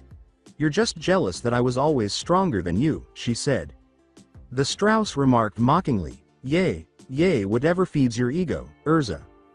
Naruto took a chance when he noticed that they were no longer focusing on him. He used Shunshin no Jutsu, body flicker technique, and reappeared in the alley next to the cake shop, carefully scanning the area for anyone who might be spying on him. When he saw that no one was there, he sealed his hands in a cross shape and used Kage Bunshin no Jutsu, shadow clone technique, which instantly caused an exact replica of him to appear in a puff of smoke. "Hey boss, what do you need me to do?" the doppelganger asked in a slack voice, and the real Naruto simply stared at his clone with a look of annoyance on his face. Clearly irritated by his clone's stupid question, Naruto said, "Oh, please, you're my clone. I know that you know what to do." The clone, for his part, grinned sheepishly. The original gritted his teeth in rage but suppressed it as the clone said, "Yeah, boss, I know. I was just testing ya to see if you haven't gotten dumber." The original Naruto, who appeared even more irritated, said, "You know, if this had been any other situation, I would have dispelled you by now, but... Sigh. I need you so just go and do your job." Before using a henge no jutsu, transformation technique, to transform into a middle-aged man with an average build, brown eyes, and short brown hair, what Naruto called the most generic man in history, the clone complained, "Can't a guy have fun during his short life?" The blonde noted that Urza and Mirajane had apparently stopped fighting and had begun eating, at least Urza, who was enjoying her favorite strawberry cheesecake while Mirajane was sipping tea, as she made her way back into the cake shop after the most generic man in history had left the alley and disappeared into the crowd. Naruto narrowed his crimson eyes at the blonde, expecting at least a reaction from her. Rage? Hell no, but he did expect something from the renowned demon of fairy tale. He sensed a hint of silent, cold rage from the redhead, but surprisingly nothing from the silver-haired young woman, who appeared completely calm, indifferent, and even a little emotionless. Given that she lost her spine in some bizarre accident involving her sister, perhaps I shouldn't have expected anything. Currently seated beside them, he ordered chocolate cake and a cup of tea while sporting a slight, almost derisive, grin. It would be so pitiful if a bartender fainted in front of one of her regular customers, but at least Mirajane doesn't stalk me or faint, so who the fuck am I kidding? Mirajane suspecting something? She's like Hinata without the stutter. "So, where did you go?" Urza was staring at him sternly when he snapped out of his reverie. He wasn't surprised by her question. He knew exactly what she was trying to do. However, you are a century too young to attempt spying on the legendary Uzumaki Naruto. Now, where does that sound familiar? Holy shish. I'm becoming Arrow. Senin. If that's the case, I'd better find a better dancing style, perhaps take a break. Naruto. Urza said, slightly raising her voice. Yeah, what? Said the young man in black. Where were you when Mira and I were talking? Even Mira was now focusing entirely on him when she asked the redhead, her eyes fixed on him. The blonde smiled and said, I was out in front of the shop, of course. He was relieved to see Itachi's memories and to have fully understood Kakashi's lessons about deception. If she had asked that question, say, 3 years ago, he would have stammered and said something stupid, like using the restroom. What made you leave the store, too? The Scarlet asked, obviously dissatisfied with the shinobi's evasive response. The ninja continued to smile as he said, well, you and Mira Chan here were having a heated argument and I didn't want to get hurt in the end. It was a known fact that their arguments tended to get a little heated, but Urza wouldn't give up that easily. She needed to push a little harder. This time, both mages could see the logic in the blonde's thoughts. There was always the possibility that he was lying. And you want me to think that the great, crimson-eyed god is that scared of two women fighting back and forth? Playing on his pride, the Requip user asked. Naruto smirked inwardly as he saw what she was attempting to do, saying, even the gods have something to fear, Urza. Chan. Did she really believe she could play him like a child? Well, let's hope no one leaks those fears to Sorcerer magazine, laughed Mirajane. Putting the phrase, demon god, in quotation marks, he even called me a twisted demon with hellhounds all around him.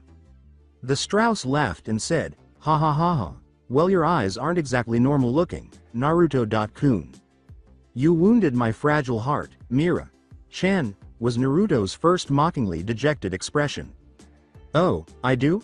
The young woman with the ivory hair asked, her face mockingly dejected. I may be a little narcissistic, but calling me outright demonic is like beating a little child for, oh wait, that did happen. Yes, for even hinting that someone as dashing as me could be demonic it makes me lose my faith in humanity, the blonde smirked. Mirajane said, laughing lightly, well, self-confidence is a good thing Naruto.kun. As he received the memories of his clone, the ninja grinned and said, and I have it in spades. How dare she? He will have to discipline his informant to avoid doing this again.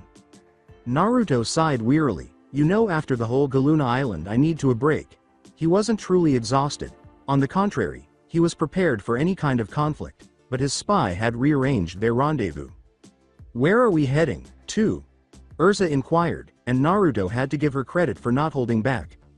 Urza knew that he knew she would accompany him, so it didn't matter if she was direct or indirect. The public bath at Magnolia. Is there somewhere better? Naruto asked. No, it will work just fine, she replied. Mira calmly ignored her irate friend and said, I hope you won't mind me tagging along. I wouldn't want Urza to give in to her lustful urges. I don't see why not, Naruto said casually, although he was secretly not thrilled that they had come. If she doesn't try anything, like moving their meeting spot, their presence will only have a slight chance of becoming an issue. In fact, he might even snoop on his fellow guild members. Though he may have done a good job of hiding it, she could see that his eyes were always calculating, and no one she knew was like that. This, along with his habit of putting his enemies in commas, made her dislike Naruto. He was unaware that Urza was analyzing his behavior and that she believed he was very different from other people by the way he looked at him. They reached the hot springs after a few minutes of walking. The reason it took them so little time was because the hot springs were only 2 streets from the cake shop. As he made his way to the men's dressing room, Uzumaki said, see you later. See you, Naruto.kun, and don't peek, Mira shouted, and the blonde just waved her away. The Uzumaki, who had a lean athletic build but wasn't as buff as the rakeage of Kumo, emerged a few minutes later with only a towel around his waist. When he entered the room, he discovered it was empty. The room was decorated in the traditional manner, with a small jacuzzi in the center, and a woman with long, wet, fiery red hair, pale skin, and red eyes with noticeable bags beneath them was in the jacuzzi. She had a very voluptuous body, with very large breasts, The right breast had a tattoo, matched by similarly large hips, giving her a nearly perfect hourglass figure. Her eyes were wide open, which, along with her constantly raised eyebrows and half-open mouth, gave her a somewhat deranged expression. "Flare, what made you decide that meeting here rather than at the motel was a good idea?" With a calm tone, Naruto inquired. She waited a minute before responding, saying, "Come Naruto-kun and I will tell you," rather than responding right away. When the blonde saw her, he removed his towel and entered the jacuzzi.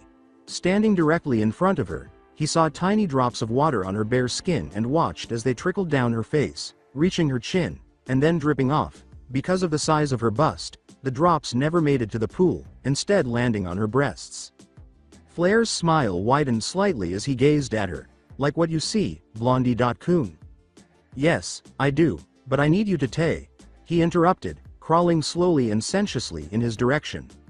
He could feel her warm breath on his face as well as her hard nipples against his chest, and it took all of his willpower not to ravish her right then and there. Her big breasts were pressing against his chest, and she was slowly moving her arms around his neck and moving her face until she was only a centimeter in front of him. She whispered, "You know Flare doesn't like when you are like that, so don't be all business Blondie-kun," and then she kissed him on the lips. After a moment, he began to return the kiss, and Flare gave him access after he used his tongue to get inside her mouth. As their tongues battled for control, the kiss heated up, and Naruto pulled her in closer and began to explore her body, groping her ass, her long legs, and her breasts, as well as pinching the left nipple and caressing her sides. She wasn't going to be left out, though, as she also explored his body, running her hands on his muscular chest, grabbing his butt, and enjoying the sensation. He began to fondle her breasts roughly, causing the redhead to groan loudly, and her hand moved down south and began to stroke his cock. Naruto realized that he wouldn't be able to maintain his composure if things went on this way, so he pushed her away and ended the kiss. He wasn't shocked when her expression didn't change at all. In fact, he couldn't hold it against her. He did that to her, so he shouldn't be shocked by her actions. Naruto calmly stated, "I need you to tell me where Ivan will be during the next 2 days." "Well, he will be visiting Shirotsume town to get money from Everlu," she replied. "I take it that he released the fat little mole from jail?" the blonde inquired, and when he saw that she nodded, he grinned and said, "Well, it looks like I'm going to get a lot richer tomorrow." Flare's eyes widened in surprise as he said, "I'm going to get out of this little jacuzzi." He put on his dressing gown and headed to the dressing room. "Hold on. Do you not want to enjoy yourself?" Flare inquired. He calmly replied, "I'm in a relationship with Flare. Honestly, couldn't she be a little less needy?" She smirked and said, "What if I tell Ivan about your little plan?" For his part, Naruto continued to walk with the same stance. "Well, you do remember what happened to the last person that betrayed me?" he asked casually. Naturally, she was aware of the man's fate. His name was Gaius Cassius Longinus, and from what she understood, he had a deep-seated dislike of tyrants that did not go away as he grew older. He began to see Naruto as a potential tyrant and made the decision to kill him before he could gain any more power. Naruto was ruthless, using his abilities for a long enough period of time to completely break the man, and in an attempt to escape his hell, Gaius committed suicide. She was present when it all happened. He had bit his own tongue off, but he felt that his death wasn't painful enough, so in the final moments of Gaius's life, Naruto used Tsukuyomi on him. A faith that she did not desire for herself, a faith that was brutally gory. The sound of his soothing voice roused Flare from her thoughts. "Next time, don't change the meeting place unless it's necessary." "All right," was the redhead's response. "And one last thing," he said, observing her perplexed look. "I was shocked to see the room empty when I first walked in. Did you kill someone?" Her deranged expression returned when she heard his question. "Maybe I did, maybe I didn't. Maybe I'll tell you if you return." He sighed and said, "Bye, Flare," before leaving the room. After a few seconds of walking, he entered the dressing room and began putting on his clothes, which took no more than a minute. He then continued walking into the lobby, which had plain white walls, a couch, and a small table directly in front of the couch. The only other person in the lobby was an elderly janitor who was sweeping the floor. Since Urza and Mirajane had left early, he assumed they were still there and chose to wait for them on the couch. As he waited, he began to consider his impending confrontation with Ivan. According to Flare, aside from his Shikigami, Ivan also used illusions. However, the Uzumaki doubted the man had anything from which he couldn't escape, and he was extremely conceited, which would also serve his interests. Therefore, the only thing the blonde regretted was that he was unable to kill Ivan. "Hey Sonny," said the janitor. "Yes?" the blonde replied. "Are you trying to find some women?" Red eyes widened like dinner plates as the janitor asked. "Is this guy some sort of pimp?" "You dumb boy, don't do that.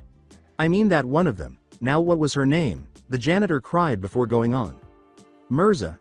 Yes, Mirza told me to tell ya that something came up and they had to leave early." "Well thanks, but why didn't you tell me earlier?" the whiskered young man asked. "Well, I forgot, that's why," the old man said, making Naruto sweat drop. "This reminds me that one time when a person wearing a bat costume." "Bye old man," Naruto said, getting up and leaving the building, not wanting to hear some stupid story from some deranged old man. "But I was going to tell you how he meets a sexy cat lady." Seeing that the young man already left, he let out a tired sigh. Young people these days, all they care about are their dramatic capes and red-eye lenses. It didn't take Naruto long to make it back to Fairy Hills. Actually, he was in front of his door just taking out his keys. He unlocked the door and entered. What caught his attention was that the TV was working and he could definitely see Urza flipping trough the channels, but where were the others? He was already starting to regret his decision to invite the other members of Fairy Tail. He was already getting a migraine of Natsu and Gray's next argument, which will be swiftly followed by Urza bashing their heads in. But what really caught his attention was the clothing she was wearing. Her outfit was composed of a long light apron, tied behind Urza's neck and back, worn over her bare chest, and thus revealing much of her breast sides, paired with dark panties, exposing much of her buttocks, and long stockings, reaching up to the middle parts of her thighs. Naruto's eyes immediately started scanning every inch of her gorgeous body. And why wouldn't he? It wasn't an everyday occurrence to see Titania wearing a skimpy maid outfit. His perverted mind already started picturing all kinds of perverted scenarios. Some included his Chan in the mix, some didn't. "Urza?" With hesitation, he asked. With a million jewel smile, she turned to face him and asked, "What is Naruto?" "Well, why are you dressed that way?" He remained calm and asked, "Do all redheads have a fetish for me?" Just before Natsu and the others arrived, "I was tidying up. You know, just dusting." Urza remarked, "I just hate it when there are things that need to be done, but people never did them," before getting up from the couch and beginning to clean the lower shelves. For his part, the Uzumaki briefly put her in a daze, merely gazing at her stunning butt and long legs. At the moment in which he realized that he was staring, he immediately looked away. His little meeting with Flare didn't relieve him of his sexual pressure, could hardly resist not taking Flare then and there, and now yet another sexy redhead right in front of him. No, he won't be able to take it. "I will go to the kitchen to fix up some snacks for when Natsu and company comes." "Okay. See ya," Naruto said before he practically ran towards the kitchen. Damn, that was a close call," the blonde said with a relieving sigh. "Damn hormones. And damn Ultir Chan for not being there for him in his moment of need. She better appreciate how faithful he was." Naruto.kun. A voice cooed out. Naruto immediately recognized the owner of the voice. His entire body shivered. No, it couldn't possibly be her, right? He slowly turned his head to the direction of the voice, and saw the person who he really didn't want to see. No. Strauss, Mira Jane. Dressing in Urza's attire. The only difference was that Mira didn't have on a bra and was completely soaked. Every inch of her skin was captured by his enchanted vision. He retaliated with a massive nosebleed because his perverted mind could take it no more. Was all of this a dream? Is this only a dream? When he felt his arms, legs, and eyes confined, he put those thoughts aside. What's going on here? He was looking at one of the sexiest women he had ever seen, dressed in the skimpiest clothing he had ever seen, when all of a sudden everything vanished. He heard a female voice yell, "Rise and shine, pervert."